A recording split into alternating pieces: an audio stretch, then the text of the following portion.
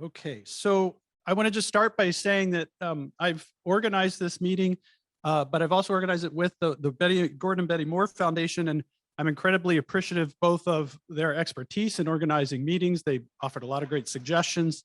They helped us get these venues together, but also they supported the workshop quite extensively. And so it's going to be a very inexpensive workshop for the in-person folks, and we really have them to thank for that.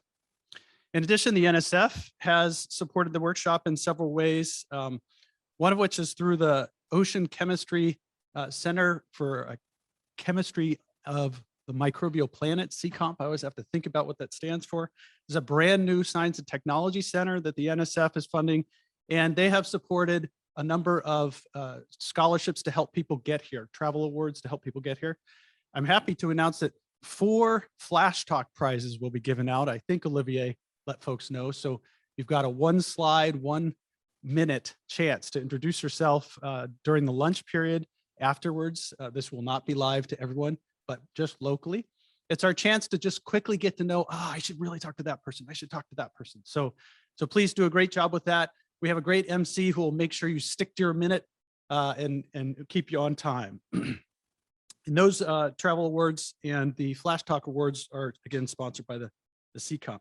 And NSF Emerge Biology Integration Institute has also helped support this, particularly some salary, programmatic coordination salary to help us get this organized. These things are a ton of work to organize, and I used to do it myself, and that was never going to scale. And to last year and this year, I've had support to do that.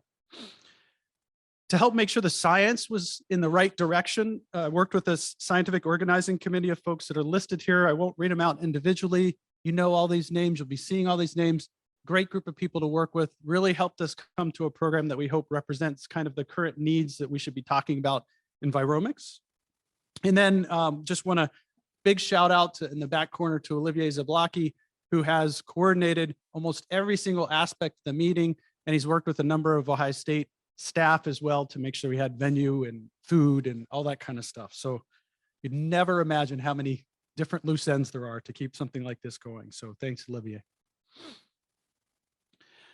So I just want to start with a very, very high level overview of Viromics. For me, when I started my career, this is what we did in ocean viral ecology. We were really doing things like counting the number of viral particles that were out there. It's exciting to translate those dots into genomes. And I always say little characters in a play.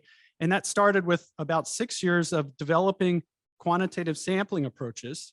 And then using those to develop catalogs of the viruses that are out there. And at this point, for those that aren't tracking the ocean virus literature, there's about 200,000 documented viral species. And I do use that word very formally. It's been evaluated using population genetics to look at very carefully. This is a solid example of a species in 200,000 species in viruses. We've had to organize that sequence space and develop machine learning approaches to be able to look at those taxonomically. And I think we'll hear about some of these approaches from Evelyn Adressens, I forget, maybe tomorrow, Friday. And then we've learned a lot about their genomes. And I think it's interesting that there's lots of different viruses that have been described, but I think we'll hear a bit about AMGs, and this crowd probably knows what that means, but these host genes that viruses have stolen, or auxiliary metabolic genes, ways that viruses are directly manipulating key metabolisms in environments. Viruses now are part of the ecosystem question toolkit. Before it was just, we could say there are this many viruses. Now we can say things like these are the kinds of viruses and the kinds of things they can do. And I just want to highlight the Tara Ocean's efforts, which developed a genes to ecosystems modeling approach, combining machine learning, ecosystem modeling to actually make predictions, in this case, about ocean carbon flux. For those of you that don't know, the oceans absorb about half the carbon that we humans put into the atmosphere. And this is important because they buffer us against climate change. It turns out viruses are the best predictor of that carbon flux. And this kind of turned on its head the idea that viruses short circuit carbon flow in the surface waters. And so viruses are very important in carbon flux. And not only is it viruses, but using those approaches, you can decide which of the viruses are the VIPs. And those stands for variable importance and projection, not very important people or phages. but these are the key viruses we should follow up and study. And all this is just to say we've shifted from counting dots to real population-based science. And unfortunately, just for double-stranded DNA viruses at this point. And that toolkit has been built out extensively through an ecosystem of apps and resources called iVirus that's available on 2 free cyber infrastructures, Cyverse that's funded by the NSF and the DOE's K-Base. With this in mind, you can actually use this population-based toolkit to figure out which viruses should we study more deeply. And I really want to credit, in this case, Christina Howard-Verona for her work looking at virus cells or virus-infected cells. And she's studying many different model systems, all of which have been pointed to from the Tar Oceans data sets as important in the oceans.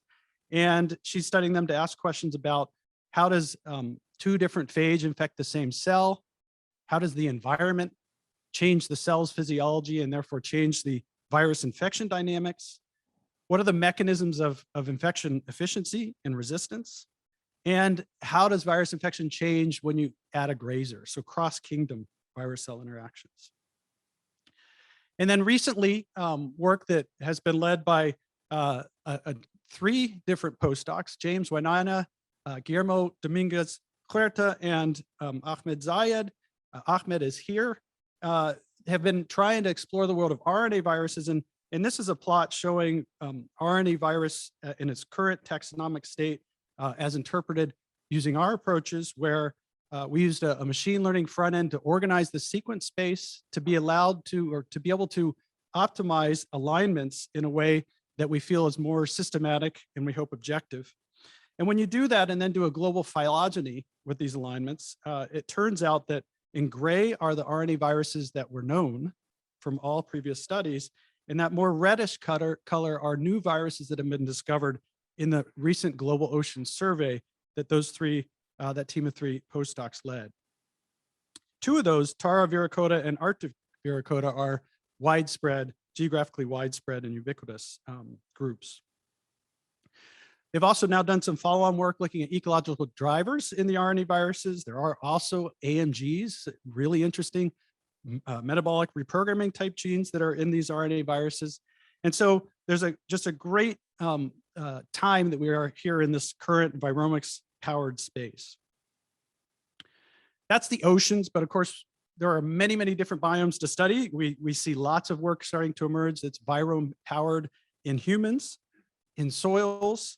We're starting to see it in all kinds of other environments, indoor air, glacial ice, other animals, hydrothermal vents, lots of extreme environments, and there's even some recent work starting to happen on the International Space Station. So Viromics is fast, is an incredibly fast moving field, and it's showing up everywhere. So it's a great time to train. So here we are this morning for a handful of talks from some real great luminaries in the field at this point who are leading different aspects of Viromics. And we'll have a small coffee break in the middle.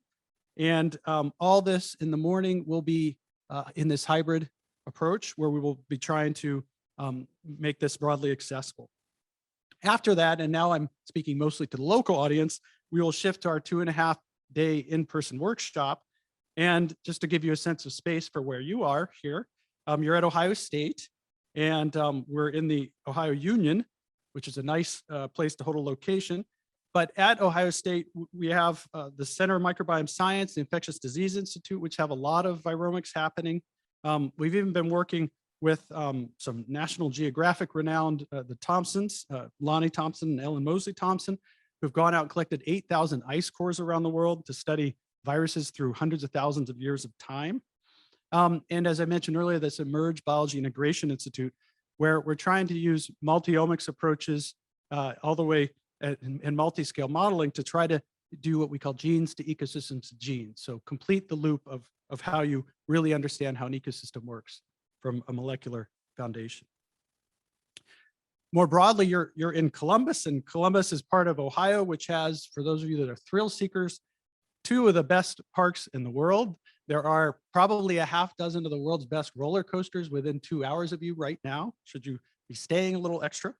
And if nature is more your thing, this has been Temperton on a zip line. We went this weekend to Zip Zone, which is a 12-minute drive straight up High Street in one of the metro parks here. There's a lot of great metro parks in Columbus. There's also some excellent hiking down at Hocking Hills. This broader 2.5-day workshop has a lot of fun stuff packed in. So after our morning symposium, we'll be getting an overview of the Viromics pipeline and virus identification, and then a social. And I'll just emphasize, one of the most important things about the meeting is the postdocs and graduate students getting to meet each other. This is your opportunity to really build out your professional network in ways that you will rely on the rest of your career. It's so great to be able to be in a field where there's a real intention to make sure that early career researchers feel welcomed and feel connected to all the other people. This is particularly true after most of you have probably been isolated for 2 years here during a pandemic. So I hope you get a chance to really immerse in the social time that the organizing committee and myself have built in.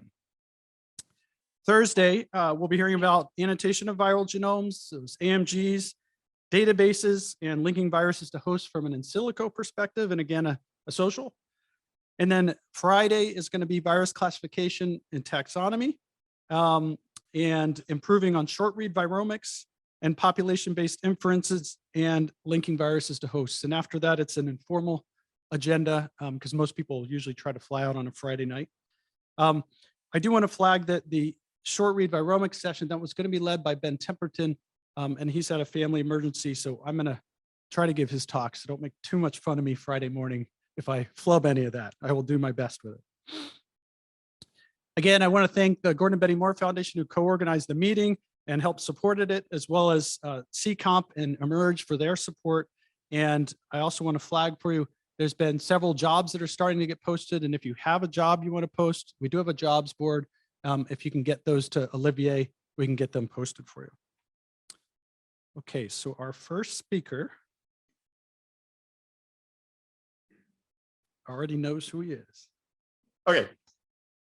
First, yeah, thank you so much, Matt and Olivia and everyone for organizing both the workshop and the symposium. It's really great to be here. And yeah, it should be a very fun 3 days, or at least half day for everyone online. Yeah, when Matt asked me if I wanted to present here, it told me like, oh, would you give a Viromics overview? And that was it. So I had a lot of freedom. And the way I went about this, it's a bit unusual, maybe in terms of presentation. It will be more of a review than really a scientific presentation of like my work or whatnot. And I will preface this by saying it's a subjective review. So what I will present is pretty much my opinion on what is most important, what were the most important steps when we developed the Viromics field, and what I find the most fascinating or the coolest. But that's, again, not the universal truth, of course. Okay, let me click there. Here we go. And I like to start usually by just taking a step back and thinking about viruses in general. And that means thinking about life on Earth. And this is from Encyclopedia Britannica. You can't see it because it's like at the bottom of the screen here. It's a nice kind of colorful representation of diversity on Earth. It's a bit annoying because all of the bacteria and archaea are kind of squeezed in this little slice here, where we all know that bacteria and archaea are the coolest and best. But it's all right, we can live with that. The reason why I brought this up is because we have all this incredible diversity of life and cellular life. But we have to remember, that somewhere we get a full world of viruses kind of infecting the entire diversity of cellular life. And that means when we think of life, do we, let's see. I could, yeah, no, that would be, oh, nice.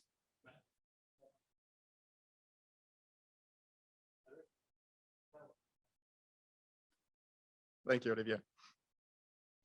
So yeah, so when you think of life, you think of cellular life, you think of the diversity, but we have to think of almost a mirror world of viruses kind of opposing this diversity. And that was, in my opinion, pretty nicely done and represented by Didier Rose and Patrick Forter back in 2008. You get what they call the ribosome encoding organism, which is what people usually think about when they think, life.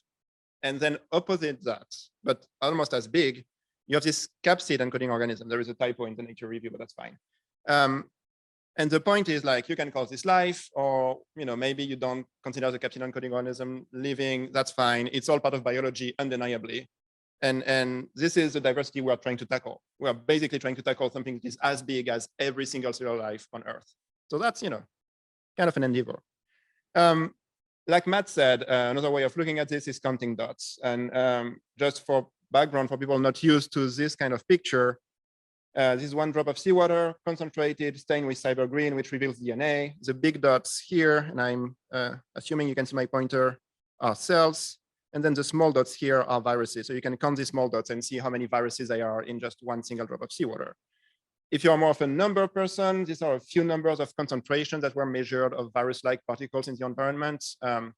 Plenty of caveats for like what we count as virus-like particles versus what is a real virus, but still it gives you a sense of scale for like how many of these tiny dots we can see absolutely everywhere. And Matt already said it, but basically, if you look somewhere, you will find viruses. That's pretty much it. Okay, so what do these viruses do and why do we care about them? They do a lot of things, but I like to kind of highlight three main kind of impacts of virus and viral infections in nature. And I'm starting to kind of zoom in here on like viruses of microbes specifically. So I'm kind of getting away from viruses of like more complex eukaryotes.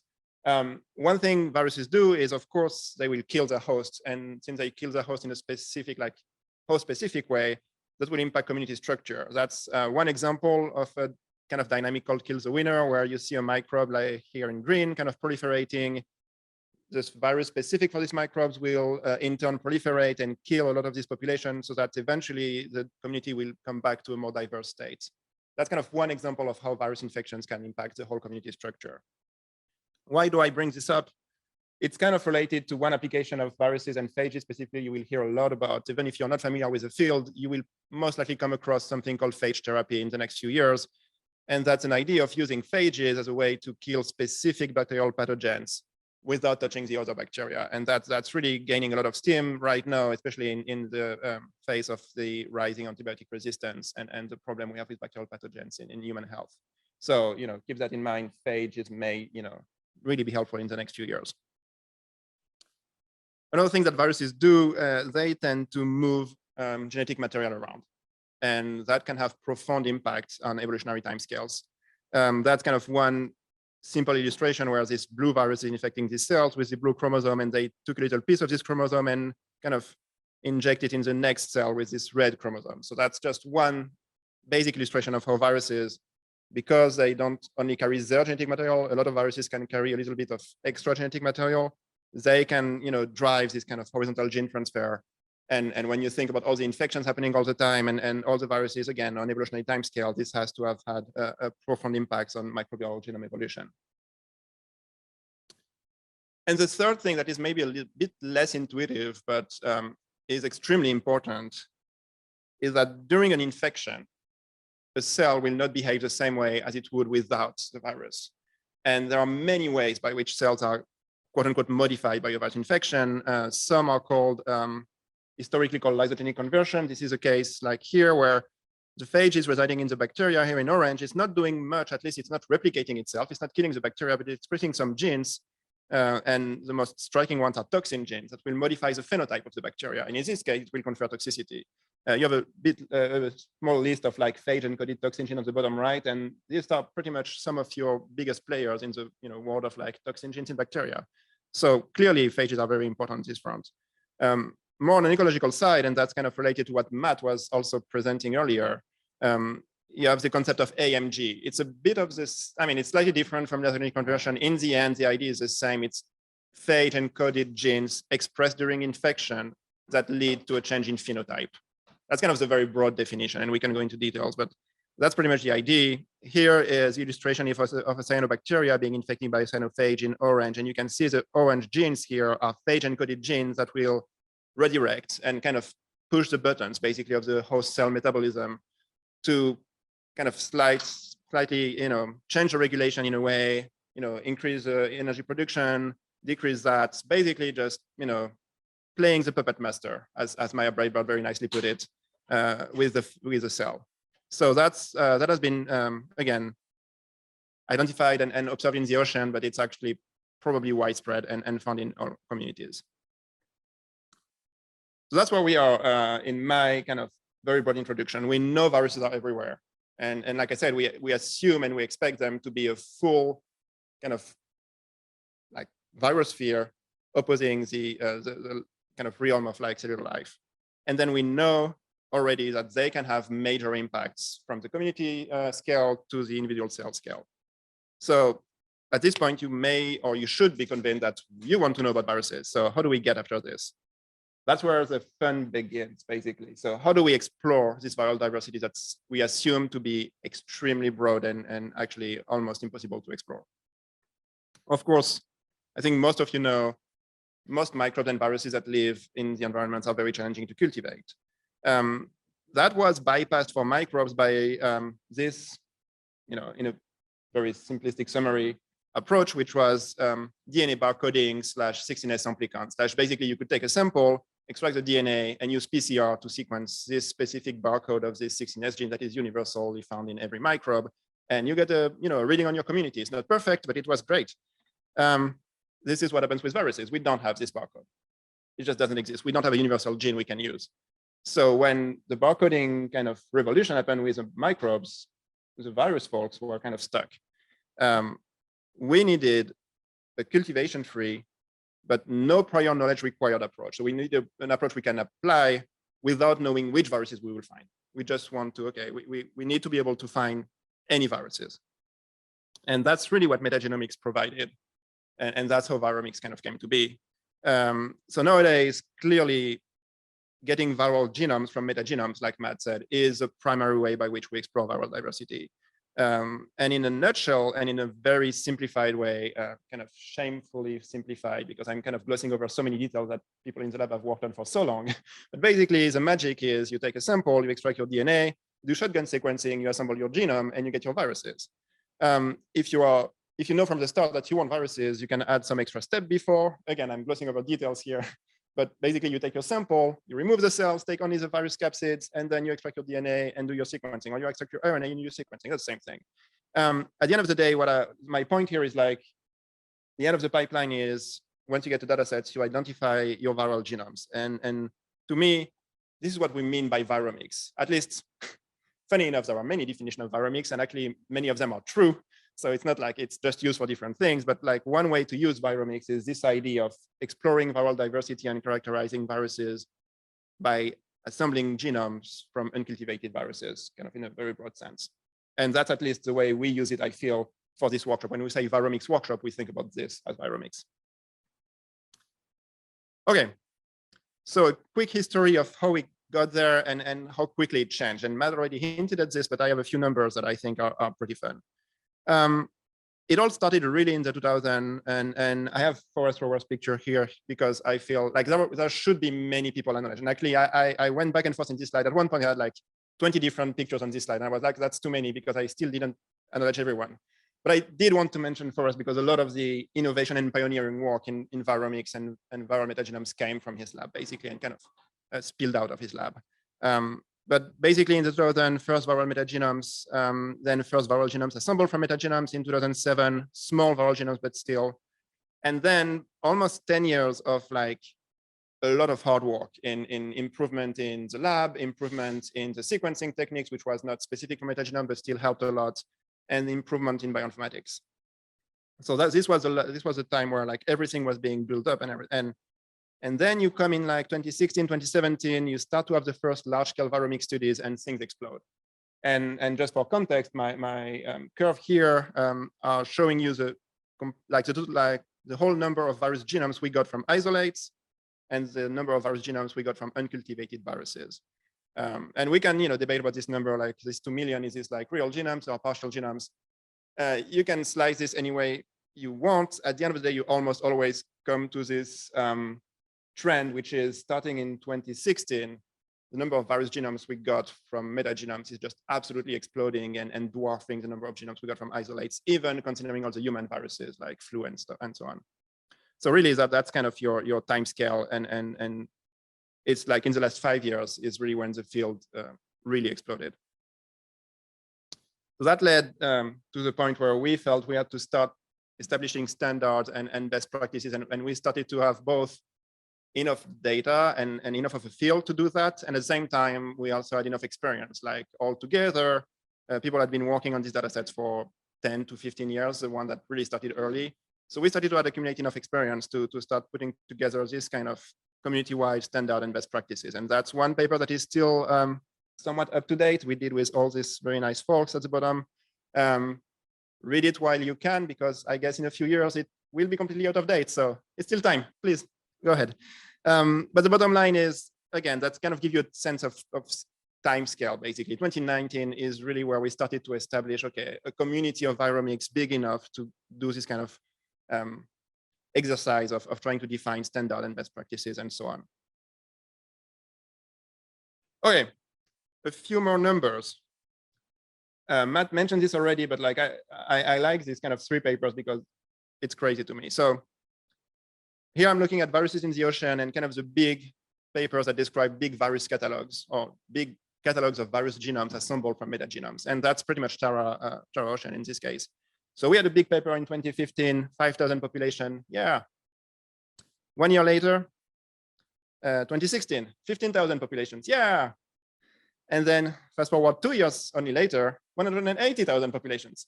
That's kind of the scale. When I could talk about explosion, that's what I mean. That's pretty much how quickly it goes. And it's not stopping. Like, I don't know when the next Tara Ocean DNA virus paper will be, but I'm already ready to bet it will be 500,000 populations, because that's just the way the data go. So that's kind of, again, to give you a sense of like how quickly things evolve and how quickly the data sets are growing. What can you do with all this? One illustration that I like is if you have enough samples that are carefully and consistently processed, you can start to do a map of which viruses were and start to trace down, okay, which virus went to which point to which location.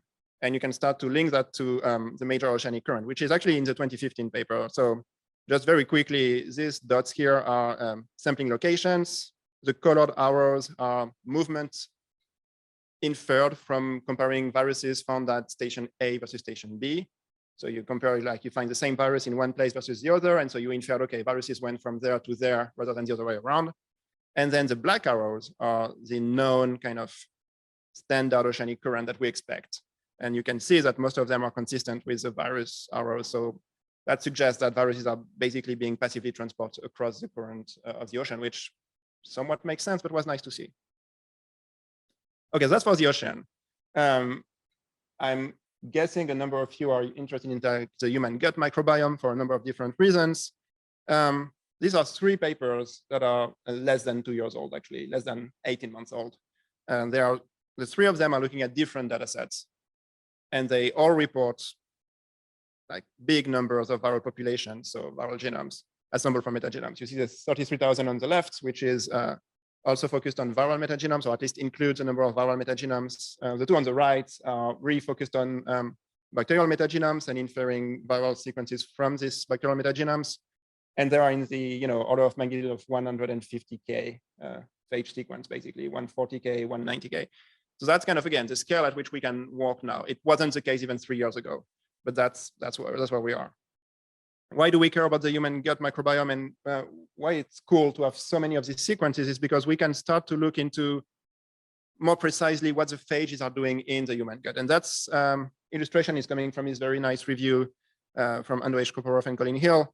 What I really like about this is in the title, they call the phages a known unknown. And I like this approach because they are known in the sense that we have the sequence. Yeah, unknown in the sense that we have the sequence and that's almost it. I'm kind of downplaying a bit because of course we know more, and of course there has been fantastic work done to characterize this more, but still there is so much we don't know, except we just have the sequence, so we know they are here. And there is so much to discover beyond this. So that's why I like the known unknown concept.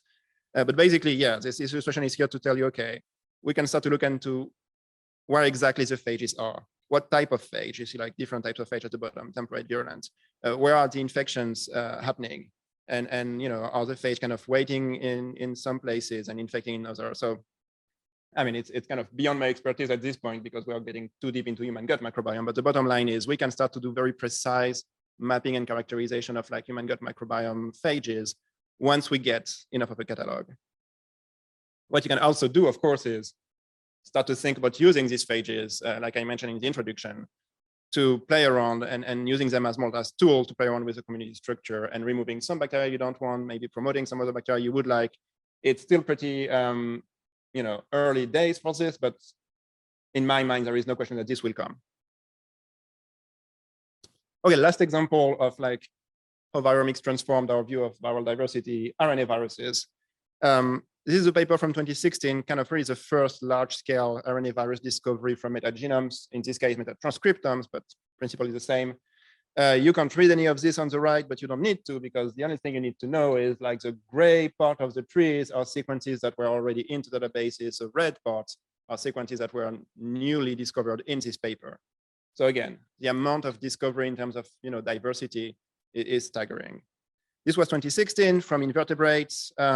Here is the same idea with soil from the lab of Mike Firestone. Same thing, but different colors. The pink are references. The purple are new sequences. You see, again, the RNA virus diversity here is split into different groups, but the idea is really the same. You see big groups here, like this tree is basically all new. This one has big parts new too. So again, we keep discovering new viruses very quickly, including in the RNA virus world. And that's just like 3 papers that either have been published in the last month or are being published right now, or at least, are being close to being published. Again, you see the number 131,000 new RNA viruses on the left, 2.5 million RNA virus contigs on the right, so sure. And at the bottom, not so much the number of viruses itself, but like the diversity, doubling the number of phyla and adding more than 50% new classes. So this is all work in progress. You see that, these are either fresh new papers or bioarchive, which means, take all of this with a grain of salt. There is a lot of reconciliation to do afterwards. There is a lot of kind of, double checking and stuff. It's undeniable, though, that we are seeing viruses we had never seen before at a scale that is, again, unprecedented. So that's really the core of what viromics is today, in my opinion. It enables viral ecology. It enables to get this big viral catalog that then gets you to the point where you can actually address some of these major questions. Again, viral ecology, host interaction, biotechnology, virus evolution, et cetera, et cetera. What this means too is like most of the time, viromics is only the first step in what you want to do if you really want to characterize these viruses. And so what I want to end with, and okay, I have a few minutes, perfect, is a few examples of what you can do afterwards and what I found to be either cool stories or just nice science, basically. And the first one is, I love this example because it just took so many years, but it's really cool to see. Once you find a cool new virus with viromics, you want to isolate it. And that was the case with the cross-phage story, which many of you may be familiar with. So cross-phage was this human gut phage identified in 2014, found to be very abundant in many of the human gut metagenomes existing at the time. This was a quick plot showing you all the phage genomes we had at the time and cross-phage here. And the x-axis is how many metagenomes this phages was found into. And the y-axis is a proxy for abundance in a log scale. So you can see cross-phage here on the top right is ubiquitous, found in all samples, and super abundant. So we want to know more about this phage. And there was some prediction made from the genome on the right. It was probably infecting some host in the Bacteroidetes. It was probably a Podoviridae. But there is only so much you can do with the sequence. So that was 2014. It took many years, but in 2018, it was very nice to see the first member of this cross-phage group being isolated by the lab of Colin Hill. Extremely nice for bioinformatician because the 2 predictions, Bacteroides host and Podoviridae morphology, were also confirmed. So yeah, that's a win. Okay, another example that I really like that is much more recent is coming from the lab of Alex Probst in Germany. They went after viruses much more challenging. I mean, I shouldn't say that. Actually, it's probably true. So anyway, so targeting viruses of archaea in the Earth's crust, so like very low biomass samples, tricky to work with. So they applied the viromics approach as we just described. They got a number of potential viruses of archaea, including this group here. You don't really care about the tree. It's just to show you that they got this sequence here. It's only 13 genes, but they were able to infer from bioinformatics that this was likely a new virus of archaea. Again, if you have the sequence, that's good.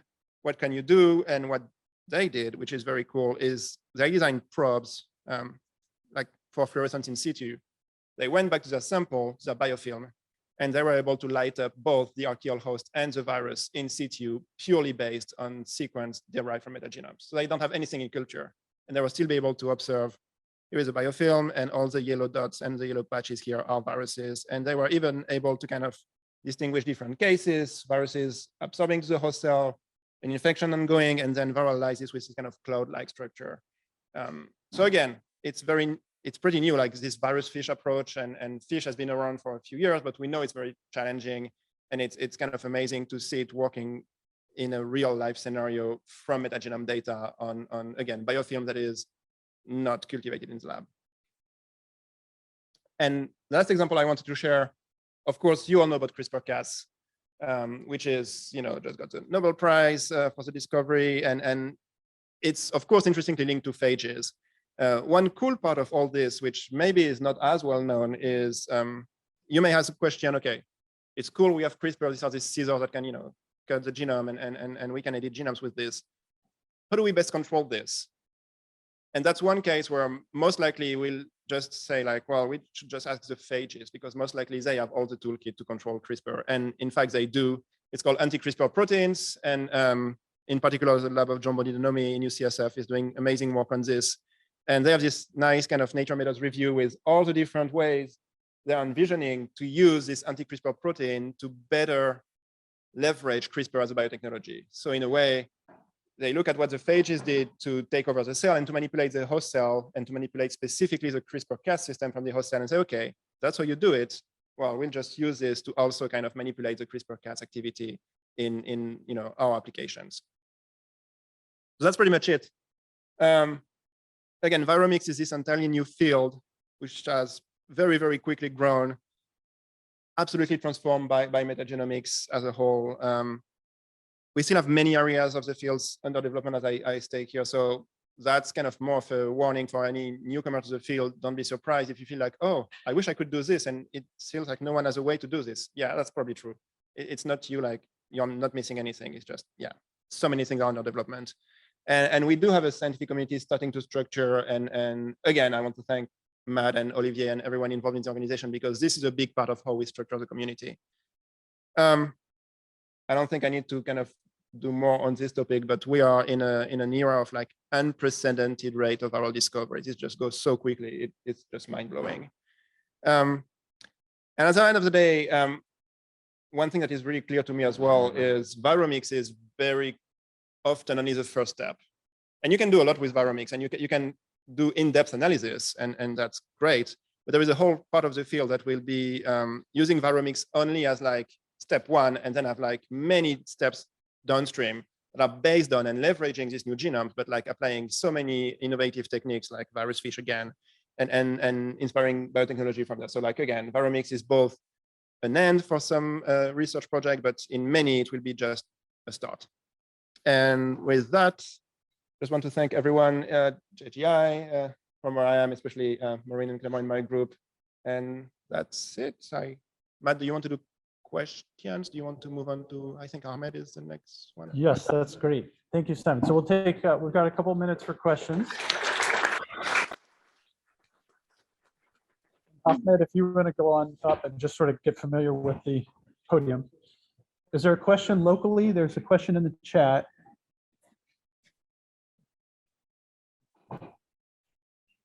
Any questions for Simon? Okay. Can they hear me or online? Sounds like it. Okay. We hear an echo here. So there's a question in the chat from Guillermo Dominguez Huerta, who's asking, is there any estimate of the % of the virus sphere that remains unexplored? So the question is, can you guess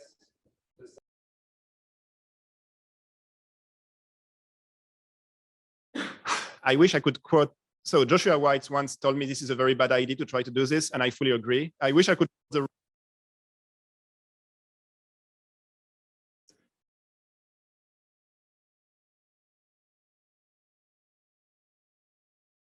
From a rarefaction curve.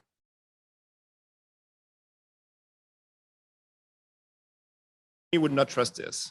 And so I don't think we can extrapolate how many viruses we are missing, in part because it's not a one to, I said like the mirror life, but it's far from a one-to infecting them and then host. So yeah, I don't think we can get there. Okay.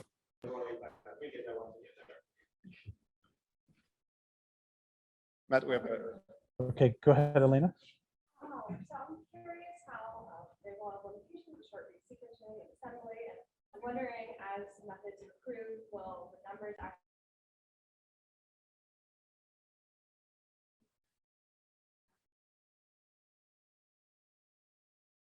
Okay, so the question is, I guess, because I don't think, but so the question is, we know there are limitations with short-read metagenomics, which are, and I guess the idea is because we miss strain diversity, it's also, and we will end up with more or less viruses. My best educated guess is more, just because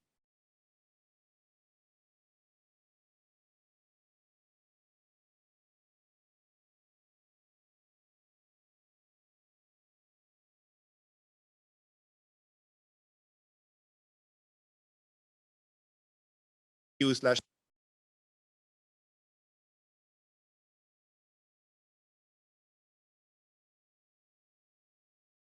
I think we are like the numbers we have right now are reasonable, and we will keep discovering.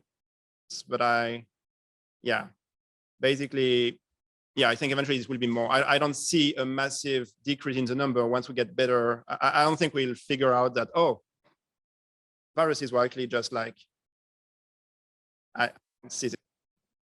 I may be wrong. Yeah, maybe I'm wrong, but I wonder why there is so.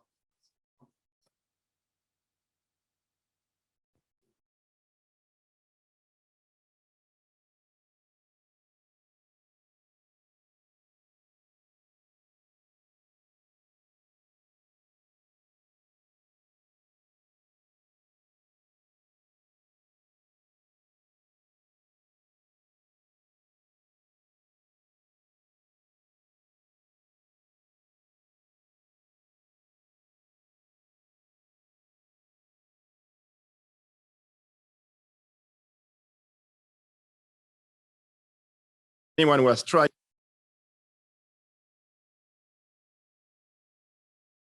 So it's a combination.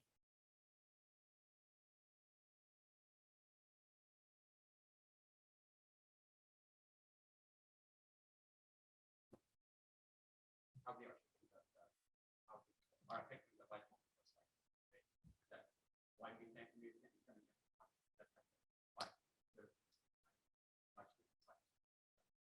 So I guess, so when do we reach the next step where we don't have to worry too much about sampling bias, and we can go, we feel like we have, every time we have a very good understanding of which viruses were infecting which host. 50, yeah.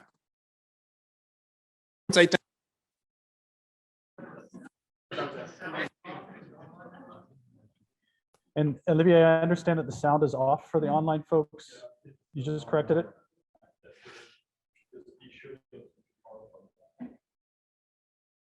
Okay, and each of the speakers, if you can go ahead, because I don't know how the hybrid thing's working, if you can go ahead and introduce yourself briefly, super.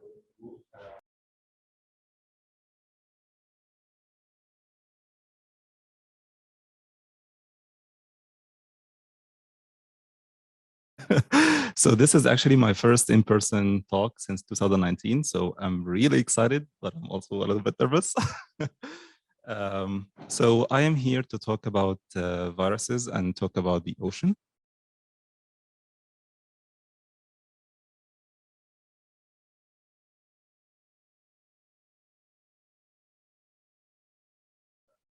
أيوة.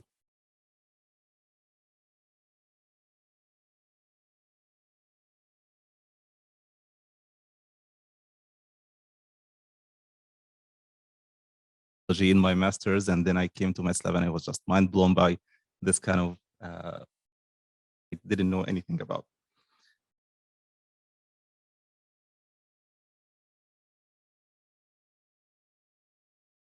The ocean is being focused in the ocean because the ocean is so crucial.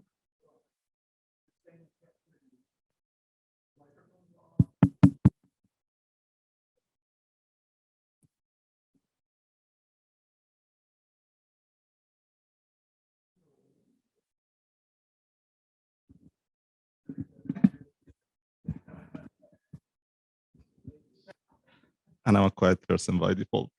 So yes, I will try to speak louder. So yeah, I want to spend a few minutes to talk about the ocean and why it's so crucial for sustaining life on Earth.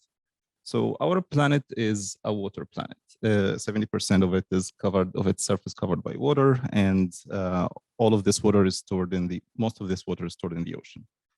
And because of that, the ocean is actually the driving force of our weather and climate. And that's because the water absorbs heat slowly, and it exchanges that with the atmosphere slowly. And because of that, the ocean current regulate the climate on entire continent scale. So it's not just the 30% of the human population that are living within the 60 miles of the coastline that are impacted by the ocean, that they depend on it for their food and livelihood. It's actually all of us. All of us are impacted by the ocean, and it's essential for whole life on Earth. And it's just not just because of the physical characteristics of the ocean, but it's also because of the microscopic entities that are living in the ocean, and these are the planktons. So planktons are crucial to sustain life on Earth because they form the base of the food web in aquatic systems. So the carbon flows, basically the carbon dioxide gets fixed by phytoplankton, gets fixed in these cells, they get grazed upon, the carbon flows through the food chain to larger organisms that eventually serve the terrestrial life as well. Also, ocean plankton, this is something that Matt mentioned, are responsible for fixing carbon dioxide, and they are producing more than half of the oxygen on Earth. And planktons are the key players in nutrient formations, virtually all of the nutrient transfer in the ocean. And because of that, they are affecting global biogeochemical cycles. One of these elements, one of these nutrients is, of course, carbon. And planktons drive the biological carbon bomb, which is responsible for moving carbon down to the seafloor. So the biological carbon bomb, very simplistically, is basically this carbon dioxide that gets fixed by phytoplankton. And as we said, it moves through the food chain to larger organisms. And when these larger organisms die, they sink to the bottom of the ocean. And also they produce fecal pellets, and also the decomposition of these organisms and other smaller organisms result in what we call the marine snow. So that's what you're looking at here in this video. And this is what drives carbon or takes carbon to the seafloor. I don't want to sound like a broken record because Matt and Simon already covered big parts of this, why viruses are important. I'm going to be mentioning specific examples here from specific studies for why viruses are really important to study in the ocean. So Simon said, viruses infect all forms of life, and because of that, we are expecting them to play as important role as the hosts that they infect in the ocean. And they are important players in shaping the structure and the function of any ecosystem that they exist in, not just the ocean. This is augmenting by several facts. One of them is that we have so many viruses in one seed, in one drop of sea surface water. It's estimated to be 10 million viruses per drop. And I like the analogy that, or like the kind of putting things number into perspective that my part always does. So if you look at 1 liter of seawater, basically you can find viruses, more viral particles than the entire human population that are living on Earth right now. It is also augmented by the fact that at any given moment, 20 to 30% of marine bacterial cells are infected by viruses. So that is 10 to the power 28 viral infections per day. And again, to put this number into perspective, this is way more than the number of stars in the observable universe. So viruses do impact carbon and nutrient cycling.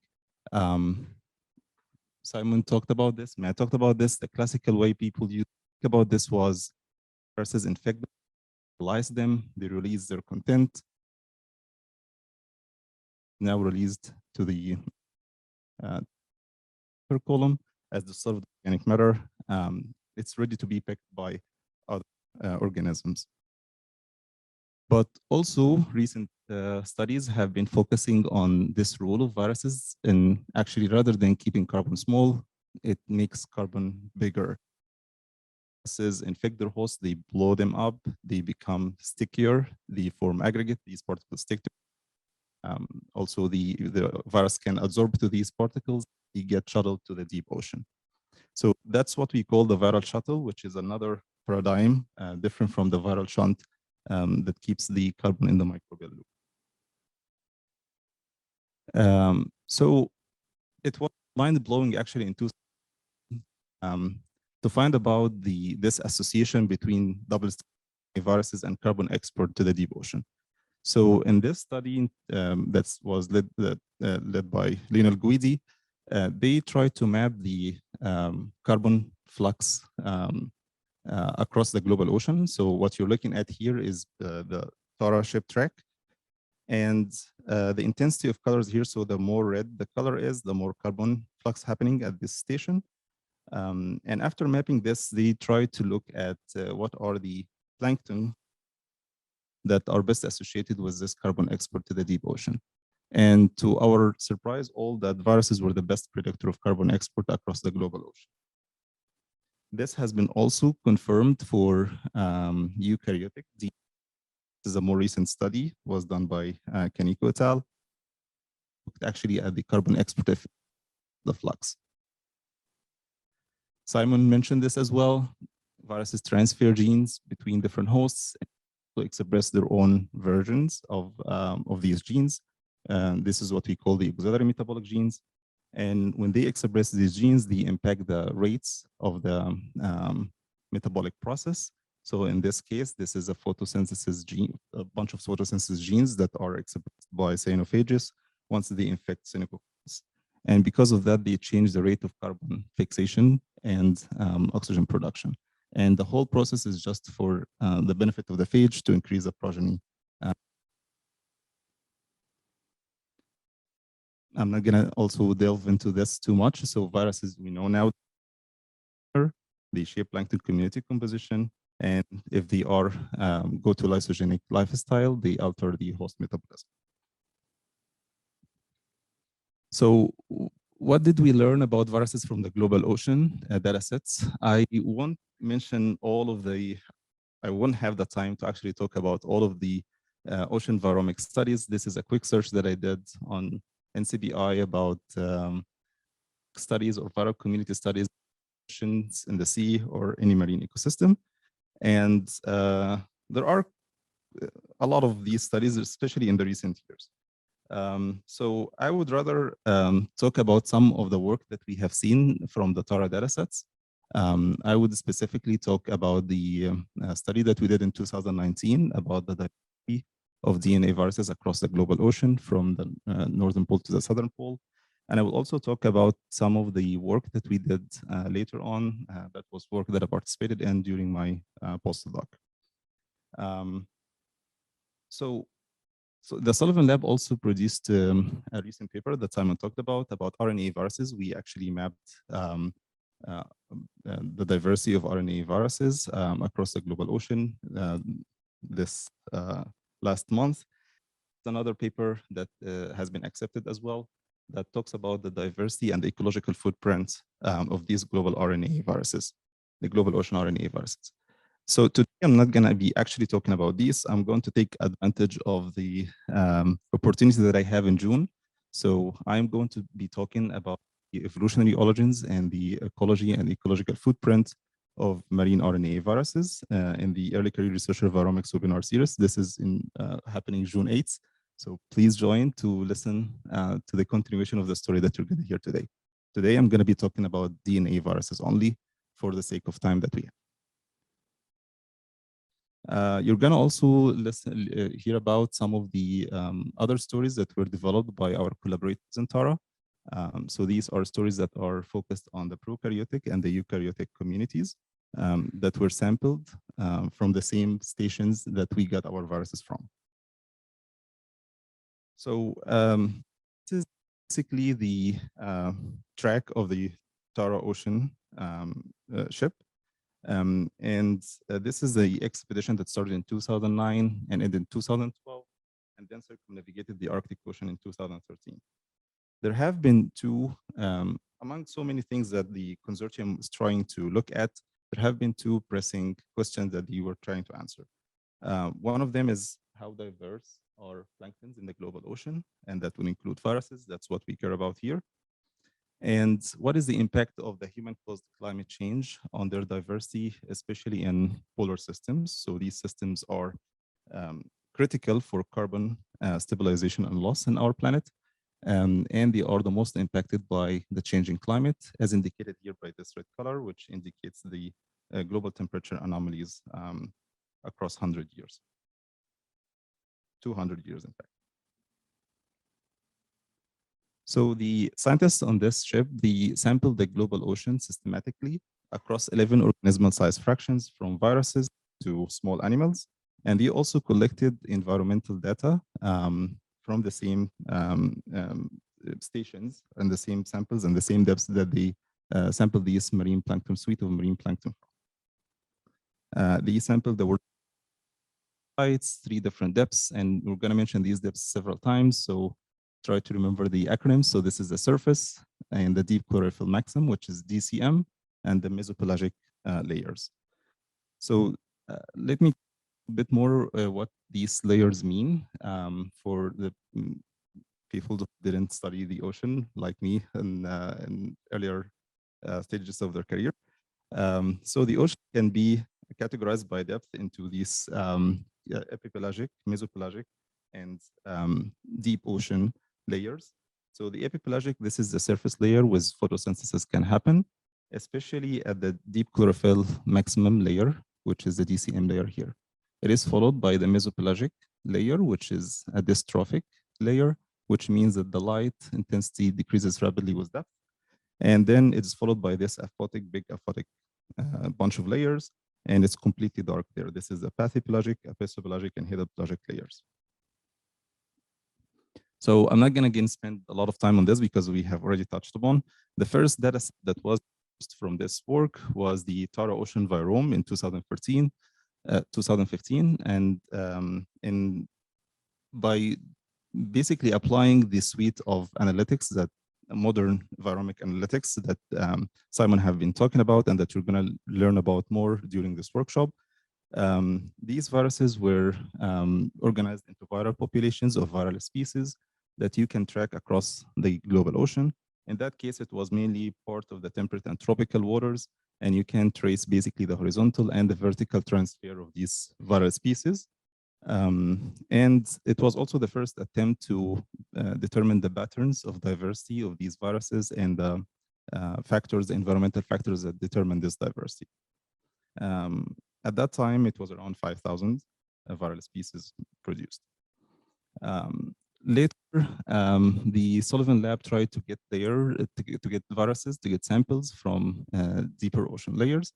So in the TOV dataset, the Tara Ocean Virome dataset, there have been samples collected from the first 2 ocean layers, the euphotic and the dysphoric layers, but there weren't any samples coming from the deep ocean below the mesopelagic. So that was correct. 16, and this is the samples that were obtained by the Sullivan lab from another expedition, which is the Malaspina expedition. And this is an expedition that happened in 2011. And these samples were included in what we call the Global Ocean Virome. This is the first Global Ocean Virome dataset to be produced. This is work that was led by Simon Roux. And in that work, it was again mainly temperate and tropical waters. But in that work, it have been focused on tracking most abundant viruses, the globally most abundant viruses, and the kind of influence, the potential influence on biogeochemical cycles. That work actually resulted in the discovery of several exotic genes that weren't known before in viruses, including things that involved in carbon, nitrogen, sulfur, and phosphorus cycling. Simon said it was 15,000 viral populations at that time. And samples coming from 2019, we included the Tara Oceans polar circle data. So that is the all of the samples that were collected during the circumnavigation of the Arctic Ocean. This is basically all of the stations that were sampled across different ocean layers and different expeditions. We had around 145 DNA, double-stranded DNA viromes, and 41 of them were coming from the Arctic Ocean. So we had really good representation of viruses from the Arctic Ocean at that time. So a massive expansion, the known viral species from 15,000 to almost 200,000 viral species, which is around 12-fold increase in the number of known viral population. This is what we call the Global Ocean Virome 2.0 dataset. And this is what I'm going to talk about today for all of the kind of insights that we gained about the diverse double-stranded DNA viruses across the global ocean and the kind of environmental determinants of such diversity, the potential drivers of such diversity. One more thing that we try to do is to actually make this resource more useful to the viromics community. So we try to organize the sequence space content of these viral populations that we got and organize the predicted genes into viral protein families. So we built the resource that we call EFAM, an expanded metaproteome supported HMM profile database of viral protein families. And the idea behind building this database is really simple. Let's just try to look at the most confident subset of we have in the GOV 2.0. So let's just try to use different software, viral prediction software with the strictest criteria possible.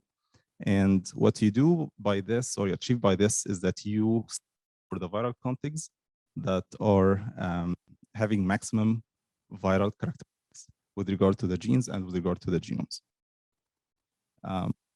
Surprised, even with all of this strict for selecting these viral contigs and taking their genes to HMM profiles and viral protein families, we still found that we have a huge data set that was dwarfing many of the available viral protein databases.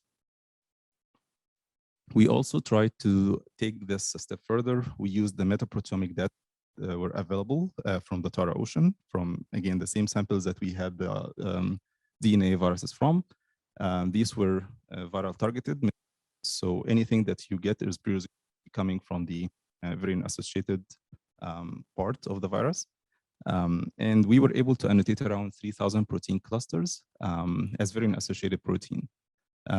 We estimated, of course, there are like multiple levels of confidence. So there is less than 1% false discovery rate for these kind of, or annotated as virion-associated, but also to do some benchmarking for these kind of annotations, and we estimate that we have less than 3% misannotations. So we're quite confident about the annotations that we give to these 3,000 protein clusters. So we wanted to see how useful this resource can be. We tried to test it by integrating the database. Actually, we had two versions of it. One of them is the EFAM, and one of them that is extremely conservative version of this database. We integrated this database into VirSorter, and we tested this on a bunch of samples that you're going to learn about in a moment, and see how much improvement that we can have in the viral detection from these new samples. So we had on average around 22% increase in the viral detection, and in some samples you can get up to 42% increase. These samples were actually area that was not included in any of the Tara sampling. So these minimum zone, they have quite this microbial viral populations. And we know that they share less than 10% of their viral species with the Global Ocean Virome 2.0 dataset. So that is basically populations. So you can imagine if we are talking about 40% here, you can get like 4,000 more viral populations by using EFM integrating that into your software, viral identification software. We even tried to apply this in different ecosystems, not just the ocean. So we tried the gut and we tried soils. But in this example here, I'm showing you marine site. So this is from the Chesapeake Bay, again, around 10,000 viral populations. And if you look at this big circle here, it shows you the endemism. So that the viruses that are existing in this area are quite different from anything that we know across the Tara Ocean or the Global Ocean Virome 2.0 dataset.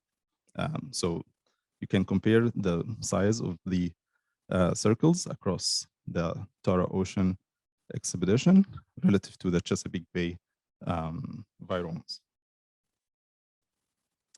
So yeah, Simon also mentioned, okay, we have like this amazing resources that we can generate now with a suite of tools that have been quite benchmarked for some time now. What kind of biology that we can infer from these population-based species that we obtained? So I am going to mention really quickly what we did into the 2009 paper. And Matt is showing me that I only have 3 minutes. So I'm going to skip directly to like the main results. Basically, we look at diversity at different levels: community level diversity, species level diversity, and strain level diversity. So by community level diversity, this is what kind of people in the microbial world always do. They look at how samples, sites are different from each other. So this is an ordination analysis. And when we did this kind of ordination, we found that the entire ocean can be just classified into 5 major ecological zones or meta-communities. And they are categorized by the depth that I have mentioned in my introduction. So you have the epipelagic samples here from the temperate and tropical waters, and the mesopelagic samples here in pink.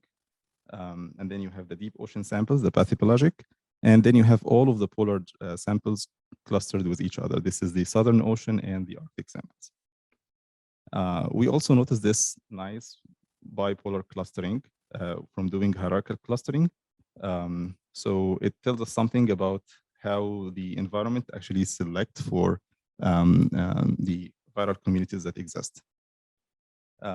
And because of that, we found that temperature was actually the best predictor of the viral community structure and membership. So for the species level diversity and the strain level diversity, we also looked at large ecological patterns. So we looked across the latitudinal, across latitudes to see whether we can see about have been known for fauna and flora for so long. This is diversity, latitudinal diversity, where you see a lot of diversity near the equator, and then diversity drops quickly as you approach the two. To our surprise, actually, viruses did not follow the latitudinal diversity gradient in the Arctic Ocean, and that was at the 2 level, the species level, which is the macrodiversity, and the strain level, which is the microdiversity. Of course, this is different from all of the cellular fractions that have been sampled from Tara. So you're looking at the prokaryotes here and the eukaryotes here. If you join in June 8th, we actually have some interesting hypotheses, and we did some testing on RNA viruses and their hosts about differential ecological interactions in these areas. So please join us to learn more about this and how we did this. I'm going to skip this, but this is basically a further step that they did for the prokaryotes, where they actually looked at the metatranscriptome and the determinant factors of the metatranscriptome composition. Again, temperature is impacting gene expression. It's something that we are expecting. And the gene expression changes are the main factor that are responsible for metatranscriptome composition at higher temperatures versus the community turnover at lower temperatures. I won't have the chance to go over this, but basically, we were surprised to find that nutrients potentially play a role in viral diversity. And this was shown by just direct correlations with the suite of rich environmental variables that Tara collected, and also by correlating this diversity to some of the hosts, the important hosts, the things that are involved in primary productivity, such as the coccolithophores and the other signals that we have in the environment. So our hypothesis was basically that this kind of decrease in diversity we're seeing in high productivity areas are partially driven by the expansion of autotrophs rather than just direct abiotic interaction with nutrients. I don't think I would have the chance to look at this, but this is another ecological pattern, interesting ecological pattern that we have seen, that the Arctic Ocean was not just a homogeneous body of water. It's actually split into two parts. Part was high diversity and part was low diversity. And we can see that at both the high and the macro and micro diversity levels. And that is basically determined by tracing the water masses within the Arctic Ocean, which is basically determined by a biogeochemical tracer, which is the N star up there. So what I told you about the biology part of the ocean, that globally marine viruses community is sorted into 5 distinct ecological zones, that macro diversity in the Arctic Ocean can be as high as temperate and tropical waters, and that more than 80,000 viral populations were just recovered from just the Arctic Ocean. That both viral and micro diversity deviate from the latitudinal diversity gradients, and that the Arctic Ocean shows this interesting schism in diversity for both macro and micro diversity.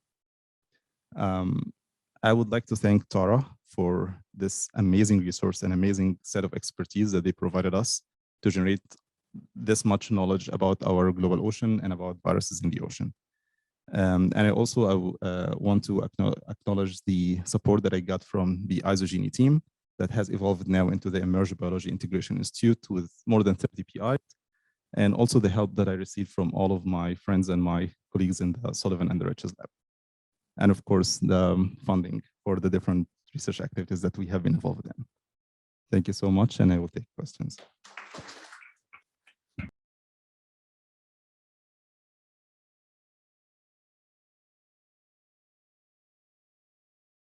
Oh, if you turn the mic on, plug, unplug, replug. Great. All right. Yay, sound. Okay, so I'm Joanne Emerson. I'm an assistant professor at UC. We do soil stuff. Okay, so an overview of soil viral ecology. I'm going to start with an intro to the complex soil environment. So what makes it and different from some of the other ecosystems that you're going to be hearing about and that you've heard already. Then moving into the viral communities found in soil and methods for studying those communities.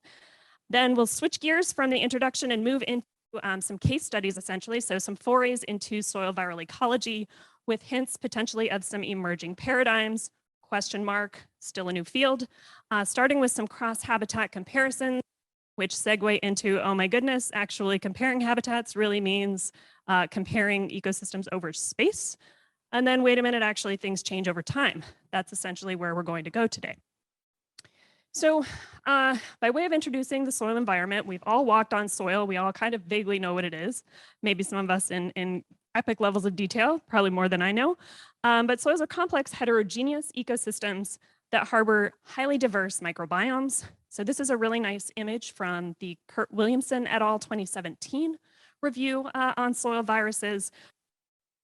Lots of different microorganisms and even macroorganisms, depending on how macro you think your microbes are. We have fungi, we have bacteria, we have nematodes. So all of these can be potential hosts for soil viruses. This talk, I'm going to focus on dsDNA bacteriophages. That's been the low-hanging fruit that's been easy. So again, thinking about the soil environment,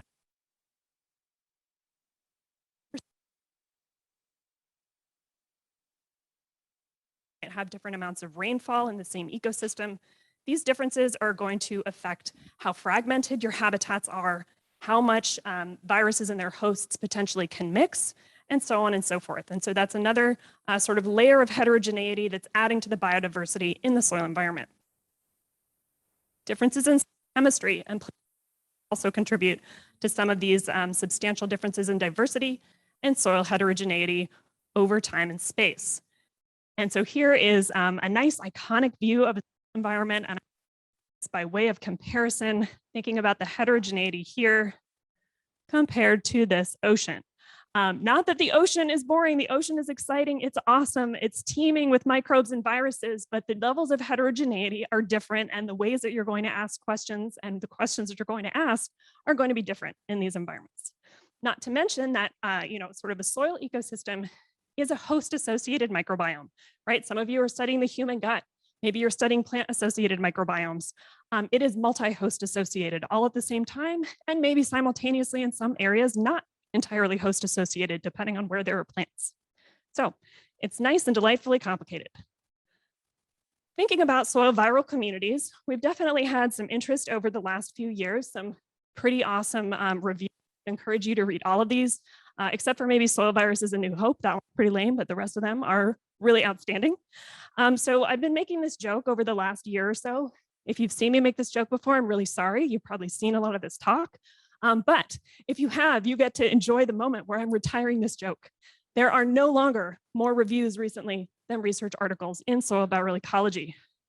We have made serious progress since the year of 2021. So what I'm going to do right now is put not even all of the ecology studies since 2021 on this slide. Don't try to read them all. There are a lot.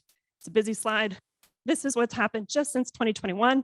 Not that there weren't awesome studies before that, but look, there's been an explosion, kind of as Simon described in the viromics field in general. So what I want to do, rather than go through every single one of these studies, which would be lovely, but there's no time for that.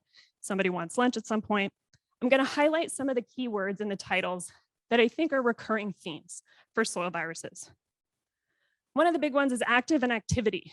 I think there was kind of a stereotype or a concern in the soil viral community. Maybe a whole bunch of these viruses are just hunkering down and not doing a whole heck of a lot. There is abundant evidence now that they are active, and I'll show you some of that evidence later today. So it's worth studying soil viruses because they do stuff. Soil moisture and or precipitation has something to do with what viral community soil. Lots of evidence for this. I'll show you some of that as well today. A nice interest in RNA viruses in soil. I'm not going to go into that in detail, but certainly that is a hot topic and definitely worthy of further study. As we've seen, there are lots of different kinds of organisms in soil. Many of those organisms, like fungi and plants, the vast majority of viruses that infect those organisms have RNA genomes. So very important to consider RNA viruses. The last thing that I wanted to, of which there could be, sort of many other things, is this approach of viromics. We've had a definition of viromics earlier. I am going to throw a wrench in the mix and define it for these purposes as sort of specifically the viral size fraction shotgun metagenome. And so this is kind of a segue into what I'm going to argue is maybe a really awesome or the leading approach for studying viruses in soil, with a big asterisk. Yes, of course, you're not going to get everything in a viral size fraction metagenome. You're only going to get the viral particles. So what do I mean by this in terms of soil? So this is our standard viral. It is surprisingly not actually difficult. I was expecting this to be hard. It is tedious. People in my lab will tell you this is not a super fun protocol to go through, but it's robust and it works across a variety of soils. So essentially what you do is you take your soil sample, you add a buffer that has chemistry to facilitate removal of viral particles from the soil matrix. You magically find ways to separate the soil from the viruses in that buffer. And then eventually you can put that buffer supernamed through a 0.2 micron filter. There are other size filters you can potentially use. We choose 0.2 microns. And then what comes through size fraction. So the viral particles, you can extract and sequence substantially enriched viral DNA. Doesn't mean there are 0 cells, doesn't mean all viruses come through, but there's significant enrichment here. And I wanted to highlight that thanks to Simon, this protocol is available on protocols.io. I'd be happy to send the link out in some capacity. This is what that link is. And also, by no means did we invent this protocol in our lab. We totally mooched off a whole bunch of expertise that was already existing in the field, but I can tell you that we've tried this protocol now on a number of soils and it works really well. Okay, so viromics, why do we do this tedious protocol even though it works really well? The answer is because it works really well. So if you compare exactly the same samples, these are from agricultural soils, the viral populations that you can recover versus a total metagenome through read mapping back to the viral populations, which I'll show you sort of methodologically in a second, you just get way more viruses out of the virome than the total metagenome by like an orders of magnitude. So here's the bioinformatics approach that we're going to use. You're going to learn, those of you who are here in person, a lot more about this in epic fun levels of detail, but just on a very basic level, we take our soil viruses that we've purified through 0.2 micron filtration. We're going to extract and sequence their DNA, computationally assemble those into longer contigs, predict viral contigs from those through virus prediction software. Then we're going to get those complete and partial viral genomes, 10 kb and larger. We're going to cluster those into populations, in this case at 95% average nucleotide identity. So we're going to have essentially kind of a database of viral populations, or VOTUs. This could be clustered with a public database as well, or it could just be from your sample set. Then in order to get the abundance of those VOTUs in each sample, we're going to map the reads back from each of the samples, again, to get the relative abundance of each virus in each sample. All right, so that's sort of the starting data set that we're going to have for these various different viral ecology studies that I'm going to show you. This is mostly in chronological order of work that's been done in our lab, and it's very consistent with work that's been published in other groups. And so I want to say that at the start, we didn't really know how to design a sampling study to go out and study viruses in soil. Hopefully that's a fair thing that, wasn't just us. I don't think anybody really had any idea what to do. And we did not do this perfectly from the get-go, but I think I'm really excited about some of the later stuff that you'll see in this talk, where we have taken what we've learned over the first few years and started to design studies that actually make a lot of sense, I hope. So our first study was a cross-habitat comparison. At least that's what we thought we were doing. So we went out in November 2019, which importantly is at the very end of the dry season in Northern California. And we collected 30 soils. We intended to compare habitats. These are scattered throughout Northern California. We thought, okay, samples are going to cluster by habitat, right? Kind of makes sense. In fact, cluster varies substantially by habitat. The habitat comparison data, because the result was every virome looked really different. And that is reproducibly kind of the result across soil viromics studies, at least that I'm aware of so far. So what we're looking at here is, of those 30 viromes along the x-axis, how many samples was a given VOTU detected in? If it was in a single sample, it's going to be in that occurrence column of 1. Then the number of VOTUs that had that detection pattern is depicted on the axis. So you can see here that about 80% of the VOTUs were detected only in a single sample in the data set. So we wondered if extreme spatial divergence was just, we were unlucky. We sampled in the dry season, sampled in wetter soils. We wouldn't see this crazy spatial divergence. A hint here is that the pink is a wetland sample here that actually was still wet at the time of sampling, and it's really different spatially. Turns out, even if you sample wet soils, this didn't come out the same, but whatever, it's a grid, it's beautiful. Even in wet soils, viral communities are differing significantly spatially. So what are we looking at here? Just very briefly, this is some nice work by Jane Fudima, a PhD student in the group. She went to 3 different ecosystems. The question that she initially wanted to ask is, how much does that buffer chemistry matter in terms of the viruses out if we change the pH of our buffer? We were really worried that different buffer pH would give us a completely different viral community, which would not be good for ecological questions. So what we chose to do is sample biological replicates, not technical replicates. So replicates that are about 1.5 meters apart in each of these ecosystems. And then within each of those replicates, she added the 4 different buffer and generated a virome from each of those. Maybe the good news is that buffer pH doesn't seem to matter that much. The bad news is that every single one of these ecosystems separates viral communities that are about 1.5 meters apart. What on earth does that mean in terms of how we're going to analyze the global soil virome? So in theory, we need a more deliberate sampling design. We actually had that, but it wasn't deliberate. We just happened to have increased spatial resolution in another study. So this is a nice collaboration with Mary Firestone at UC Berkeley and Jennifer Petridge at LLNL, among others. A study here led by Christian Santos Medellin to study viruses in these soils that had undergone a precipitation manipulation. So essentially, there was 100% of average annual precipitation in these plots, 50% added to others. We have 2 time points that we collected. We sure were hoping to see a signal of the precipitation treatments, because that would make sense. Plots are also bird's eye view by their spatial location in the field, given that we are in the spatial part of our talk. By accident, what Christian saw here is separation of viral community composition by space of precipitation manipulation. I'm going to flip this peak OA plot over just for funsies so that it matches the plots. You can see very clear spatial patterns, not correlating, at least in this plot, by time or by precipitation treatment. However, these are just the first. I will show you the third one a little later. Viral communities differed by spatial distances. So before I show you that third principal coordinates axis, let me show you one other way of basically presenting the exact same data that we just. So on the left is a graph of the viral communities. Each point is a pair of samples in our data set. So along the x-axis, we have the distance between those pairs of samples. On the y-axis, we have viral community Bray-Curtis similarity. So how similar were those two viral communities? You can see a pretty clear distance decay relationship, meaning that the farther apart in space any two samples are, the more divergent their viral communities are.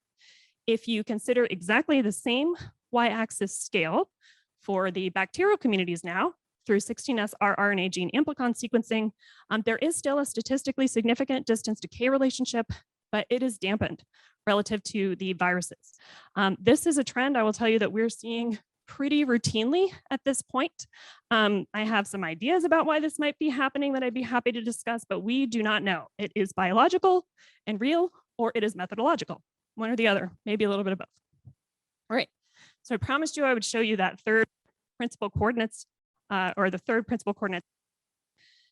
This I have to take absolutely no credit for. The next few slides are a rather brilliant set of ideas from Christian. We were not entirely satisfied at being able to count VOTUs and not be able to say very much about them. Simon highlighted this idea earlier where, you know, it's all well and good that you have these viruses, but who are they and what are they doing? So we initially tried viral clusters. I'm sure we'll learn some more about that through vContact 2 later in this workshop. But viral clusters really didn't condense our data set down satisfactorily. So hang on to that thought for a second. I'm going to show you the third principal coordinates analysis. We have 3 slides of Christian's brilliance coming up here. All right, so axis 3. What we're seeing here is that we have now grouped our samples into 4 different categories. Remember, we have these 2 precipitation manipulation treatments, 50% of average annual precipitation and 100%. And we had 2 time points about a month apart, so we could just group into 4 sample sets. Pico 3 of our viral community composition is separating substantially by this 3rd time point, which mysteriously, if you look at the next graph, happens to have the lowest soil moisture content. I won't go into sort of methodologically why that is. Why does it make sense that the 50% precipitation treatment had lower moisture at the 2nd time point, but not the 1st? But trust me, if you actually go back and look at the precipitation data, it does make sense that this one set of samples behave differently. Okay, so now Christian has a hypothesis that there is something different about the viral communities in this set of samples that is related to a response to soil moisture. What he did then is take, first do an indicator species analysis to see which VOTUs are enriched in that T250 set of low moisture samples relative to all of the other samples in the data set. And he took that a step further and looked for where those low moisture enriched VOTUs were in a vContact 2 network analysis of shared predicted protein content. Starts to get a little busy here, but this is what that network looks like. So what you're seeing here is each point is a node. This is classic vContact 2 network. And the proximity between nodes and shared edges is related to shared predicted protein content among those VOTUs. Christian has color-coded this by whether those VOTUs were exhibiting that trait-based enrichment of being enriched in that T250 low moisture set of samples. And so this is importantly, it's not quite the same as just looking for a VC viral cluster. It's also exploring that network space a little bit farther than would be contained by a viral cluster. So this is what we would call, I mean, I would love to like crowdsource what we should be calling this, but we're calling it a genomically cohesive group of viruses that's higher than the species and higher than the genus level, whatever that means. There is a statistically significantly enriched portion of the network that has these T250 enriched samples. And so what Christian did next that makes this even cooler than just finding the network is trying to link it to some biology. He made a second network of RVOTUs, the more classic V-contact two-way, to essentially assign taxonomy, where you're taking your network and you're also bringing in rough-seq viral sequences, and the connections between your viral populations and those give you some idea of how closely related they are to something in rough.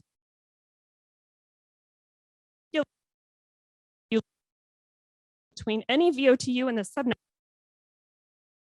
is linked a phage of actinobacteria are drought responders. And conveniently, Christian, who was doing this work, did his on drought in the rice rhizosphere, so he was well aware of this when he saw this pattern.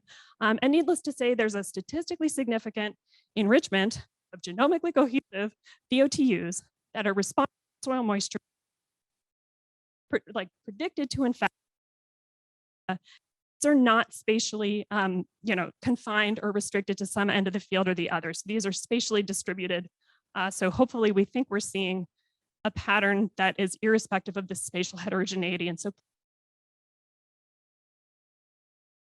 about viral community over time. Just in the last few minutes of the talk, I want to highlight some cool work that Christian has done in our field site called Jepson Prairie near UC Davis. So this is, throughout the year, it's got that epically dry summer for 6 or more months. Then we have a rainy season in the winter with plant growth and so on. And so what Christian did is he went back to this site time and time and time again over the course of a little bit more than a year and generated a soil virome every single time. Not one soil virome, but actually 8 replicate soil viromes each time he went back. We're just getting the sequencing data back now, so I'm not going to show you like the sequencing results right there yet. But what he actually plotted were the viromic DNA yields over time. And this, we think, is a surprising proxy for viral abundance in soil, for relative abundance, right?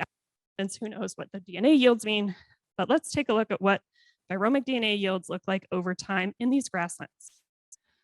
X-axis being time, top graph being viromic DNA yield, and then the bottom graph being soil moisture content. You can see very clearly that our viromic DNA yields mirror soil moisture content with what appears to be a bloom of viral particles with the first annual rains, potentially production of new viral particles throughout the plant growing season, and then we think virion decay during plant senescence and seasonal dry down, leading to very few viral particles potentially over the summer, and again, an increase in viral production upon wet up. Of course, we could interpret this differently and say maybe our extraction efficiency isn't as good over the summer. Caveat, absolutely true, but my hunch is that these are real representations of the virion abundance in these soils. All right, so sequencing data coming from that over time, but another cool experiment that Christian ran, so this will be the last data that I'll show.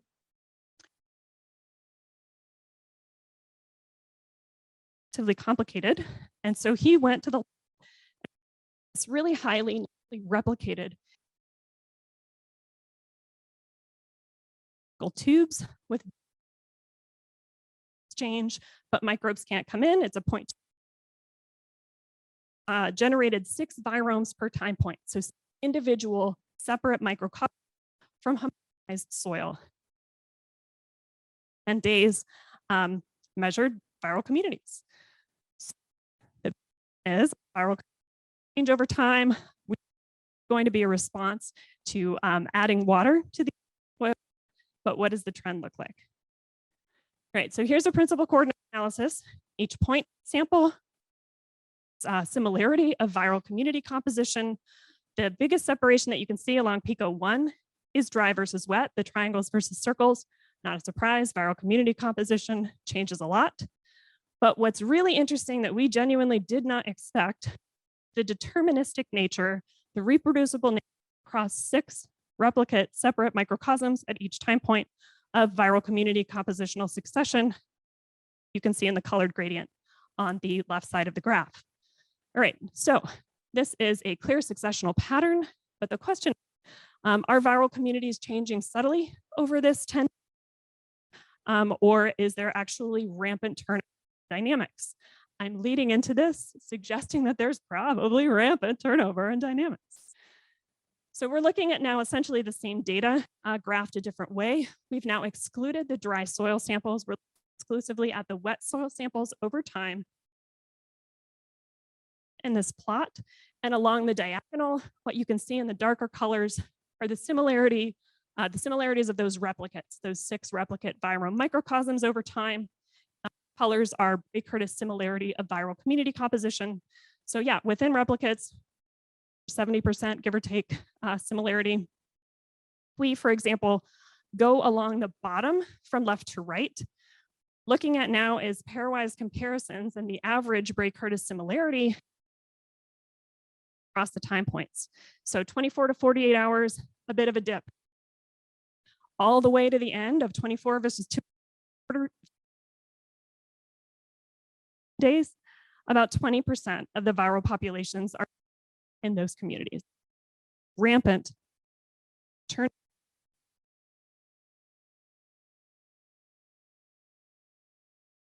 A summary, potentially an opportunity for folks who are interested in stages. Soil viral communities can be over short spatial and temporal distances. They can exhibit distance decay relationships over meters and almost complete turnover over days. Soil moisture seems to be a key driver for viral community composition and dynamics. And thus, it's actually not the methods that are the challenge in soil. The challenge is all of this complexity and diversity. So getting a handle on global soil viral diversity and biogeography is going to be a complex challenge. But the good news is that the methods are mostly here. They seem to be working. They seem to be reproducible. The other good news is that there's a lot of interest in the community. There's a lot of recent publications in the field of soil viral community ecology. And so this seems like a really good opportunity to come together as a field for a coordinated effort to try and understand global soil viral biodiversity and biogeography. Just some very quick acknowledgements. This is very much a team effort. In particular, I want to highlight Christian Santos Medellin, who is a fantastic postdoc in the group. All of the folks in bold and blue are current or recent past members of the lab who have contributed in substantial ways to this work. I also want to highlight Mary Firestone, our collaborator at UC Berkeley, and Jennifer Petridge at LLNL for all of their work orchestrating that epic precipitation manipulation field experiment. Several funding sources, in particular, the US DOE for the work that was presented today. And with that, if there's time, I'd be very happy to take questions.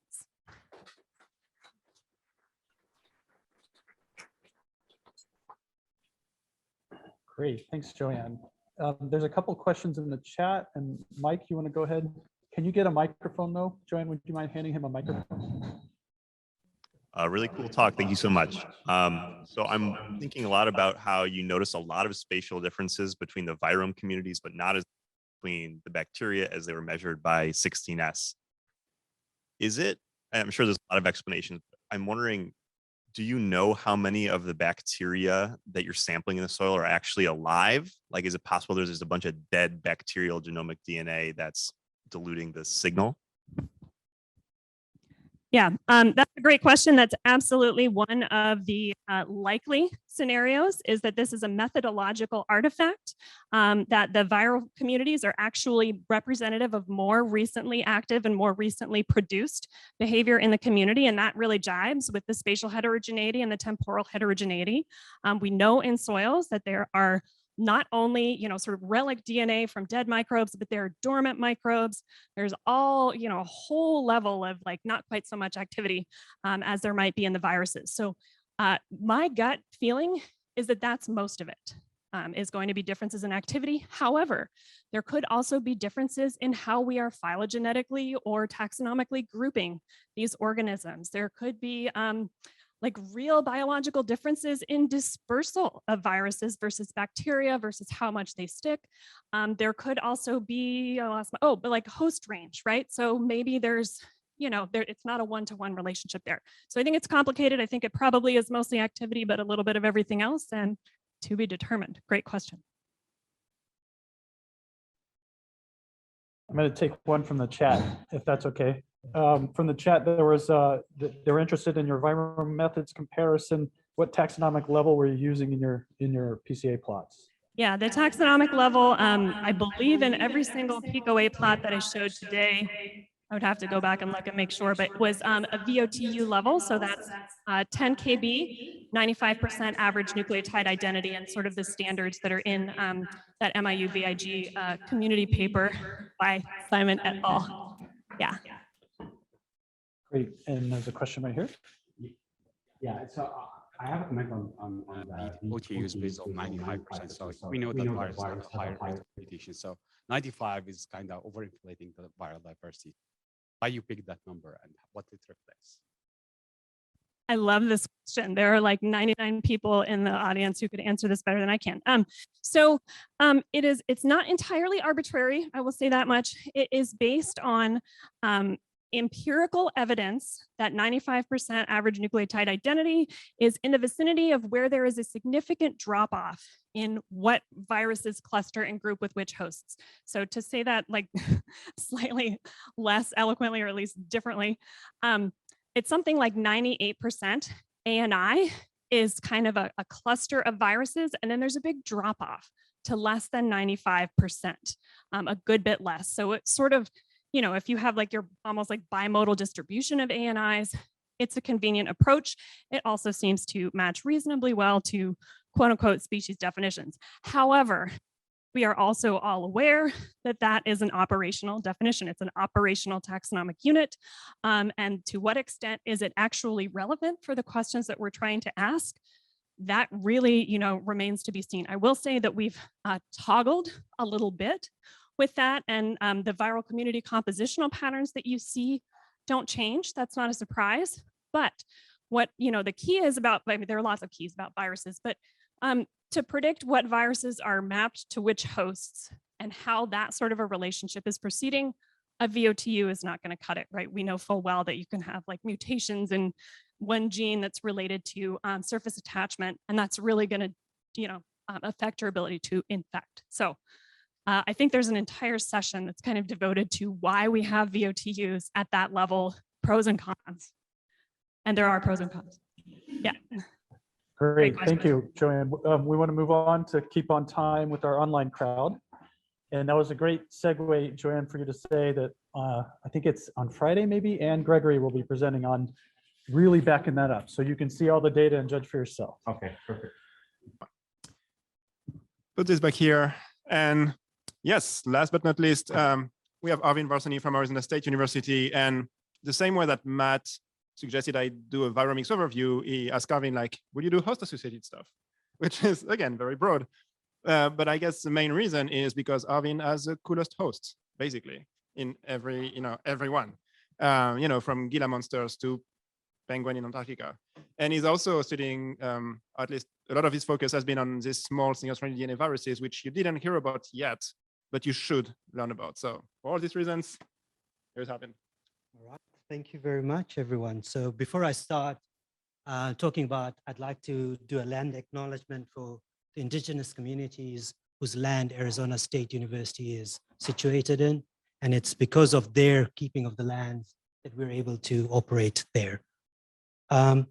So let me just go through this. Okay. So kind of thinking about what we've been listening to so far from Simon, about the ocean viromes to the soil viromes, I want to bring you folks to kind of the eukaryotic side of things. And so the first paper certainly everyone knows about was the RNA virome paper that came out from Shi et al. In 2016 that completely changed the field, where they found all these huge amounts of RNA viruses in invertebrates. And then beyond that, there is a lot of activity in animal viruses, primarily because of the pandemic we're sitting in right now. So things like emerging pathogens are coming out of reservoir species. So everyone's really fascinated and interested in trying to determine what is going on. And with that, there is a lot of activity in this area.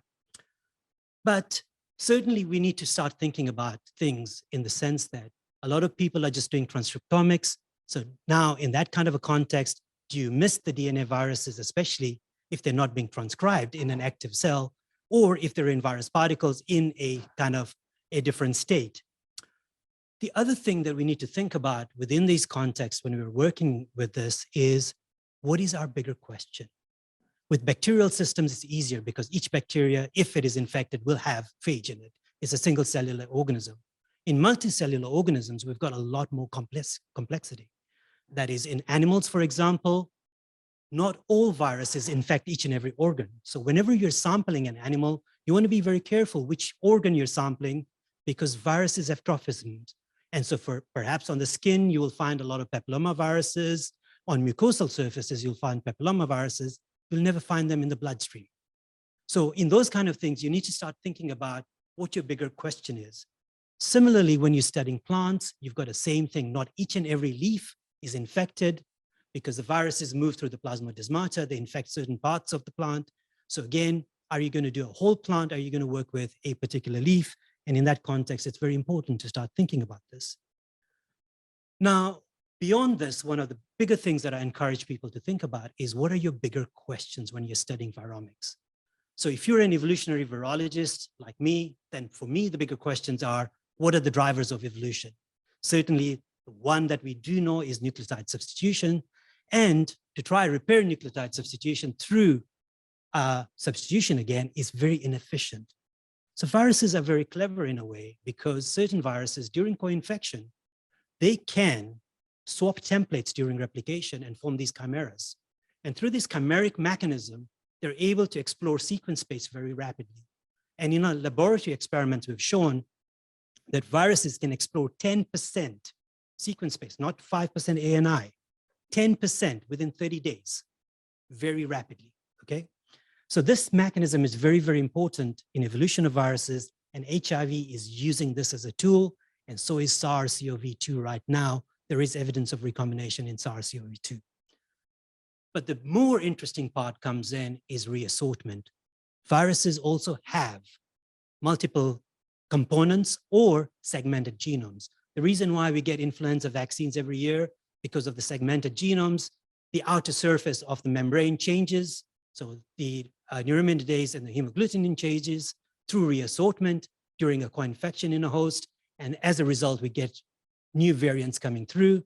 And there are plant viruses that have viral segments, almost like chromosomes. Each one of them is packaged into individual virions, and those all need to come together to interact. And some of the work in this area is beautiful because it's showing that not all the virions need to be in the same cell, but they can infect different parts of the plant.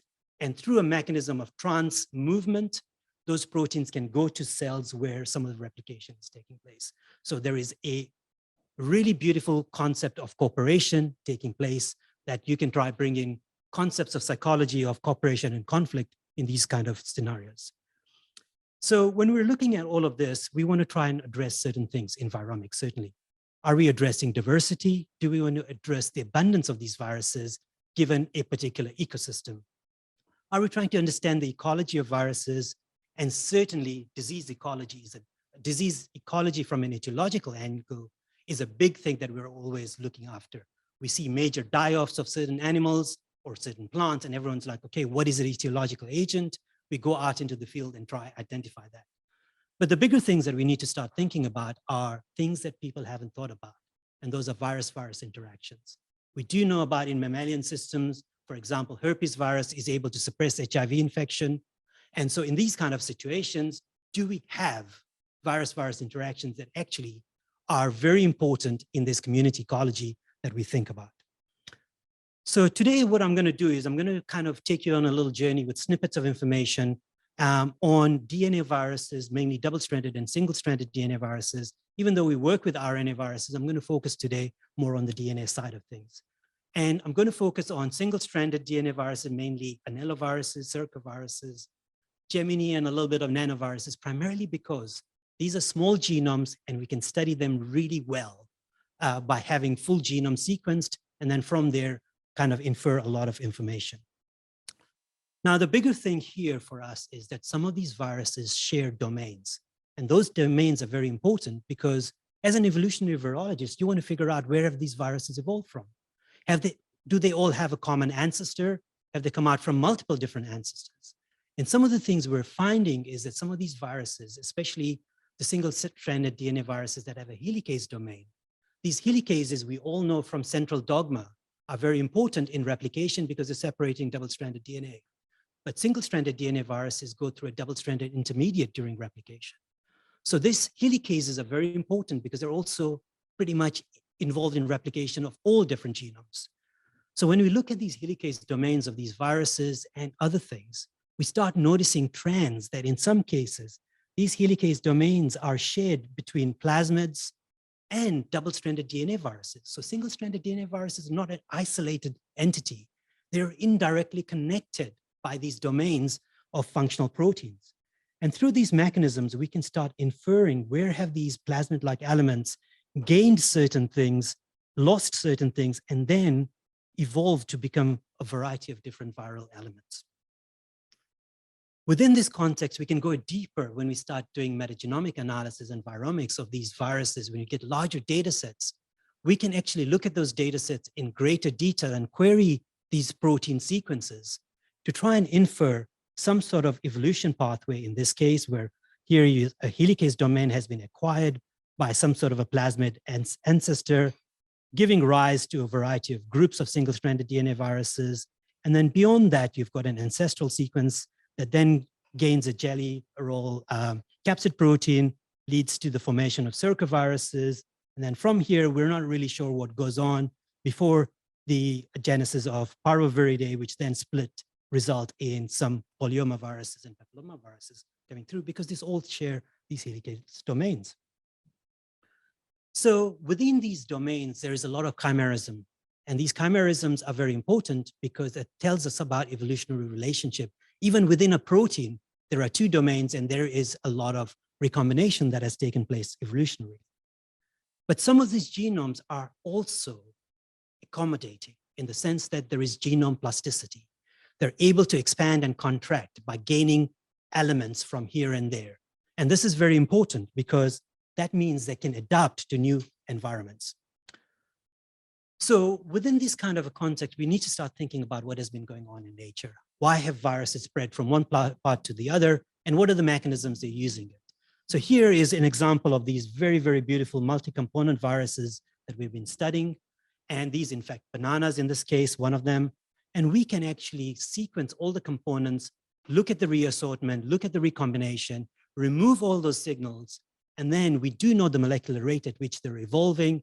And using a variety of different molecular techniques and bioinformatic techniques, we can start dating each and every node in terms of how these viruses have evolved from primarily the Indian subcontinent and then moved into, from Southeast Asia, moved into the Indian subcontinent, and then through anthropogenic activities, through colonization of the lands in a variety of different parts of the world, the British have moved these through cuttings into different parts without realizing it.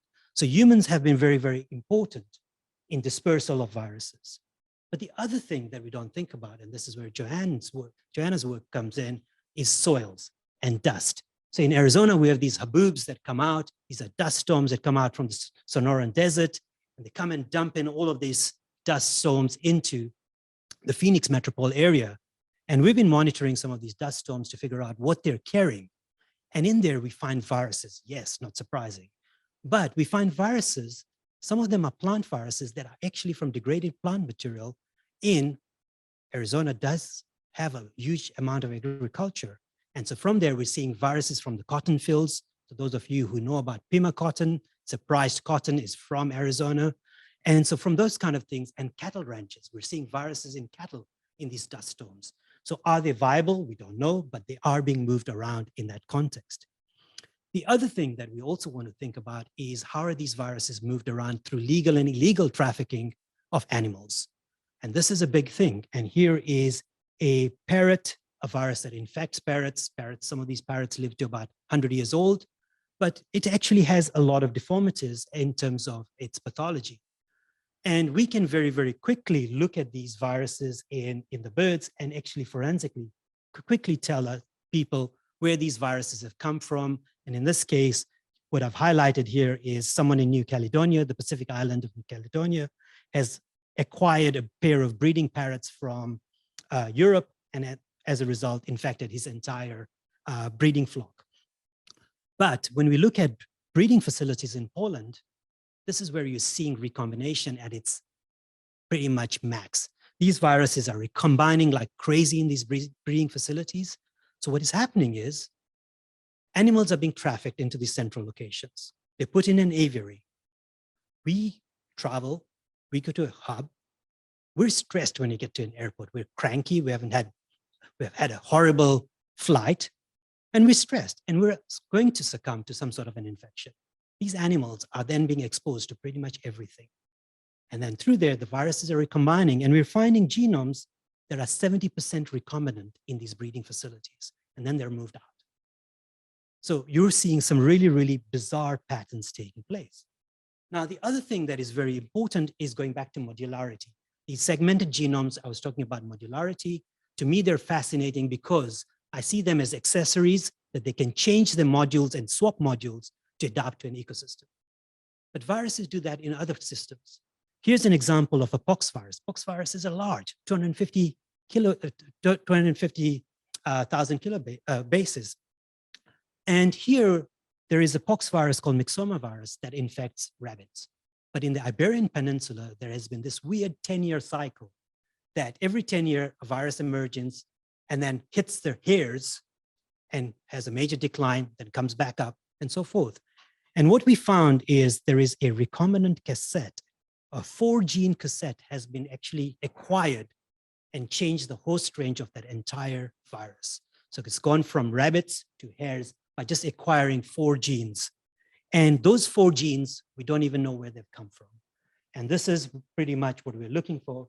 And this is fascinating because just acquisition of a modular cassette can change your host range very, very rapidly.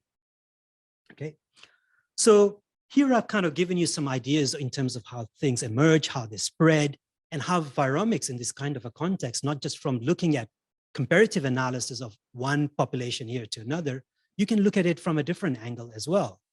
And things that we don't think about, arachnids.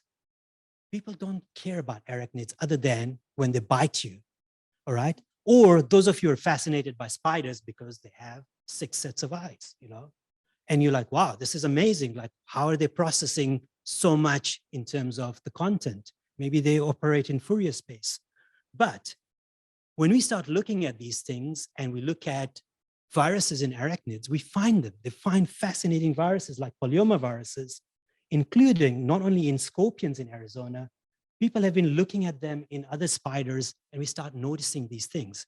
So this is kind of interesting because it tells us about evolution, that these viruses existed and have co-speciated with their hosts from that time beyond that.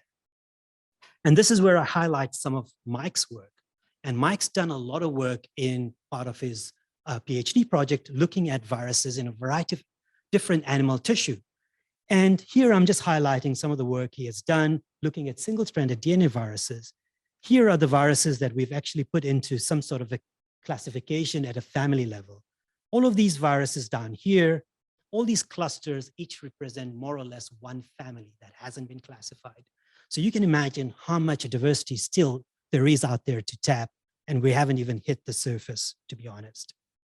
So in the next kind of 10 minutes or so that I have, I'm going to take you to another part of the world.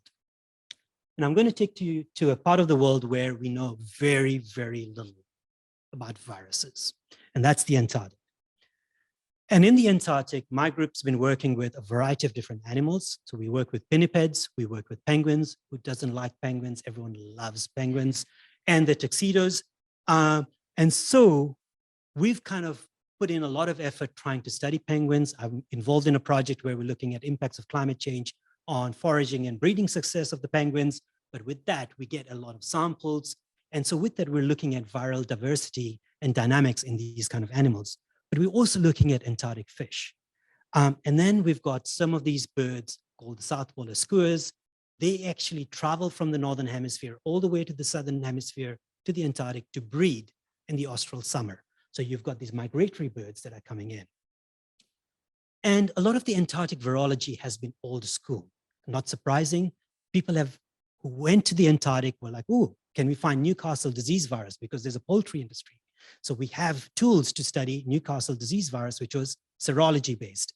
So they've gone and taken tools that they had pretty much in other parts of the world, transplanted it into an Antarctic ecosystem, and they've found things that are kind of similar or not at a serology level.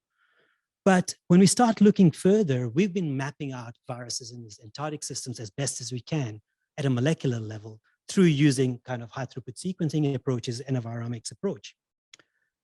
And it's not surprising that you see disease outbreaks. And here is kind of a situation where there was a season where there were chicks of penguins that had no down feather. So you can imagine you're out in the harsh winter without your down coat, you're going to pretty much succumb to death. And these poor animals were really stressing. And so David Ainley, who's a well-known penguin biologist, had read a little bit of my work on parrots and came and talked to me in New Zealand and said, can you come out and help us figure out what's going on? And with that, I ended up in the Antarctic. And one of the seasons that I was in the Antarctic, we saw this chick without any down feathers. And we didn't have permits to sample the animal. So we sampled the surrounding area, its nesting area, and we were able to find viruses in there which resemble or were very closely related to those that we find in the parrots, circoviruses. So we knew that this was a clear indication, and we not only found it near McMurdo in Cape Crozier, but on the other side of the peninsula with the British Antarctic team, we also found it in the Antarctic Peninsula. So these viruses are actually more prevalent than we have thought. And then we started looking at Weddell seals and we start seeing certain patterns, is that we start finding viruses that are very similar to fish viruses. So, and it's not surprising, we're sampling fecal samples, so perhaps these viruses are diet related. And then we start finding viruses that are really bizarre that we can't figure out what's going on.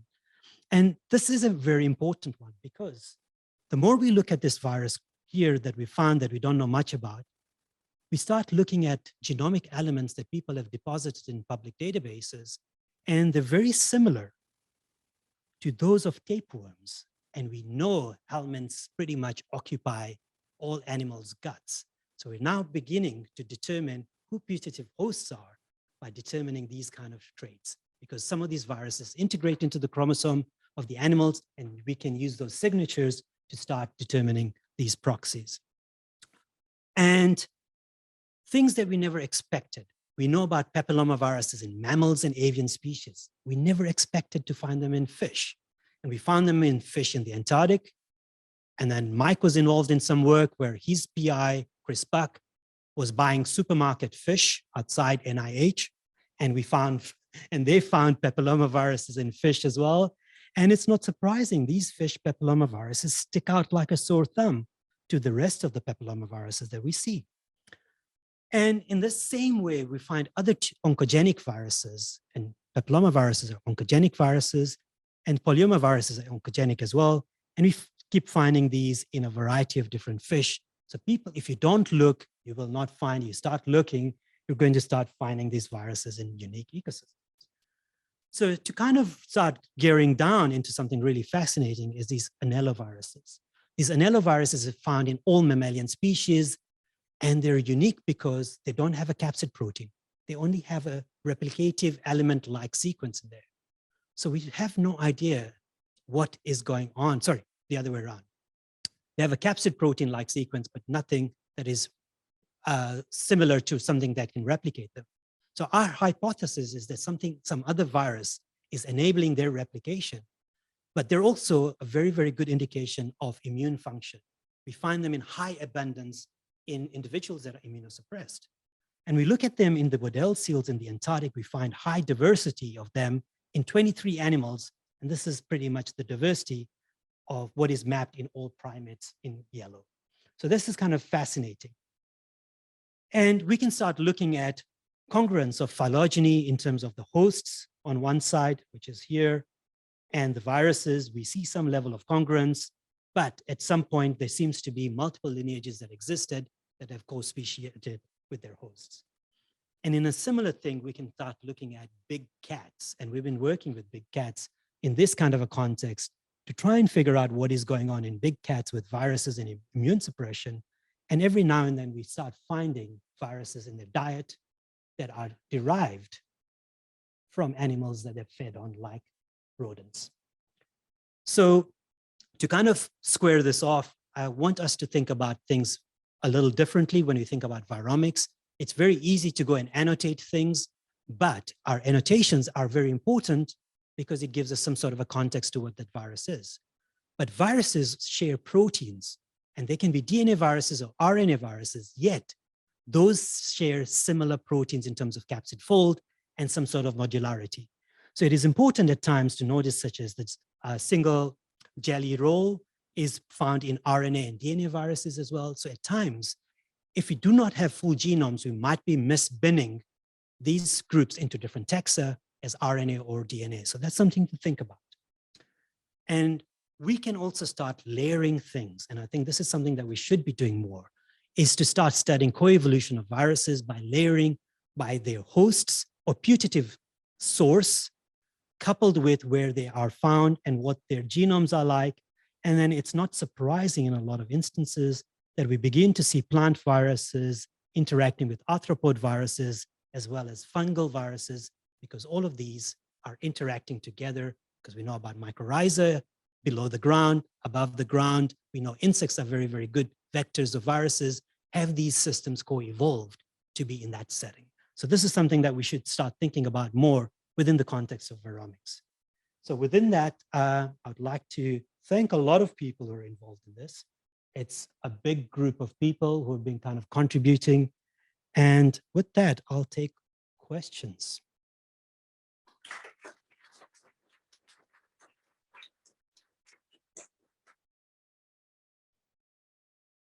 Any questions?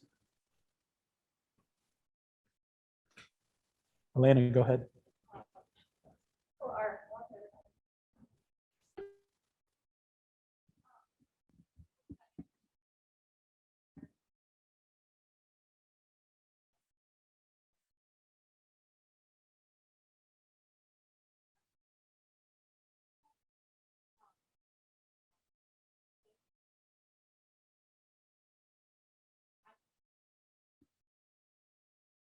All right. The question is, how do viruses colonize new places? So one of the most important things is, number one, wherever there is an organism, there's likely a virus, right?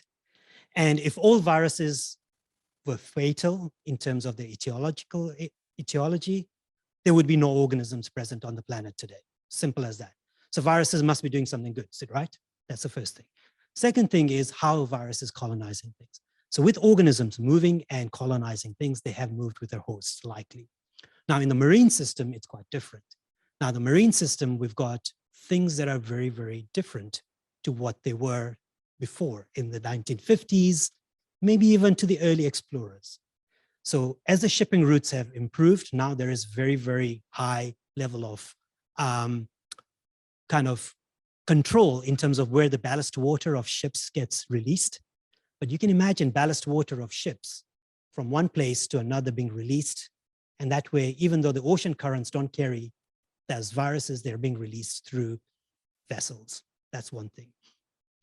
The other thing that we're also doing is in those marine systems, we're depleting fisheries. So organisms that have previously not come into contact with each other are in much closer contact with each other. And that means the transmission chains are much more frequent. All right. And so I wouldn't be surprised that's what we're seeing as well, is that frequency is much more. And that's why I think the Antarctic is a beautiful place to study emergence of pathogens because of climate change and habitat loss because of global warming. The animals are moving, they're immigrating to colonies, and those colonies are expanding very rapidly and cannot accommodate more than a certain number of animals because the food resources are limited. We've got two questions in the chat, if I can take them. So one question, Arvind, is polyoma viruses jump from arachnids to mammals and birds? Question mark. Okay, so it is the pox viruses, was it pox viruses jump from rabbits to hares? Okay, polyoma viruses. Let me see if I can bring up the chat here, because I haven't followed the full question. Oh, so polyoma viruses, did they jump from arachnids to mammals to birds? To be honest, polyomaviruses were there with arachnids and they've co-speciated, and they've speciated as the species have moved. So then into birds, into tortoise, and then mammals from there on. So they have been pretty much co-speciating with the host and co-evolving. Great. And another question from the chat was, circoviruses can be common contaminants. Is it difficult to determine real signal from lab contaminants? Yes. So circoviruses, certainly circo-like viruses, can be big lab contaminants. We do know some of them are in diatoms, and diatoms are commonly used in silica columns that we get for purifying nucleic acid. So those are going to be one of the bigger things. And the easiest way to try to do that is have a negative control in your labs. You run a negative control as frequently as you can. You can also throw in a positive control, because if you're using a sequencing service, every now and then you might get someone else's data if it's not really well barcoded. So we put in a random plasmid. Most of it is Gemini viruses. Nobody works with plant viruses in the human genome centers. So we can always figure out our samples are the correct ones. But certainly run a negative control and use that and sequence that, because that'll give you a pretty clear signal. There's one more chat question, or you want to? Oh, yeah, go ahead. Let me just take one more chat question, because I think in person folks will be able to ask questions. Okay, so there's another question in the chat. Says, it's fascinating what you said about anelloviruses found in high abundance of immunosuppressed individuals and found in felines as well. Is there a correlation from phylogenetic studies? There is no correlation to the phylogenetics to the abundance. I think the abundance is created by the sheer replication of these viruses. And one of the things I have the hypothesis that anelloviruses create diversity in the sense they've got these high GC rich areas, and there's a lot of slippage that takes place during replication. And through that mechanism, as well as recombination, within an individual, they're very, very quickly exploring that sequence space. So we're seeing this, pretty high emergence in that case. Okay, so I think we'll close the morning session, and let's thank all the speakers once again.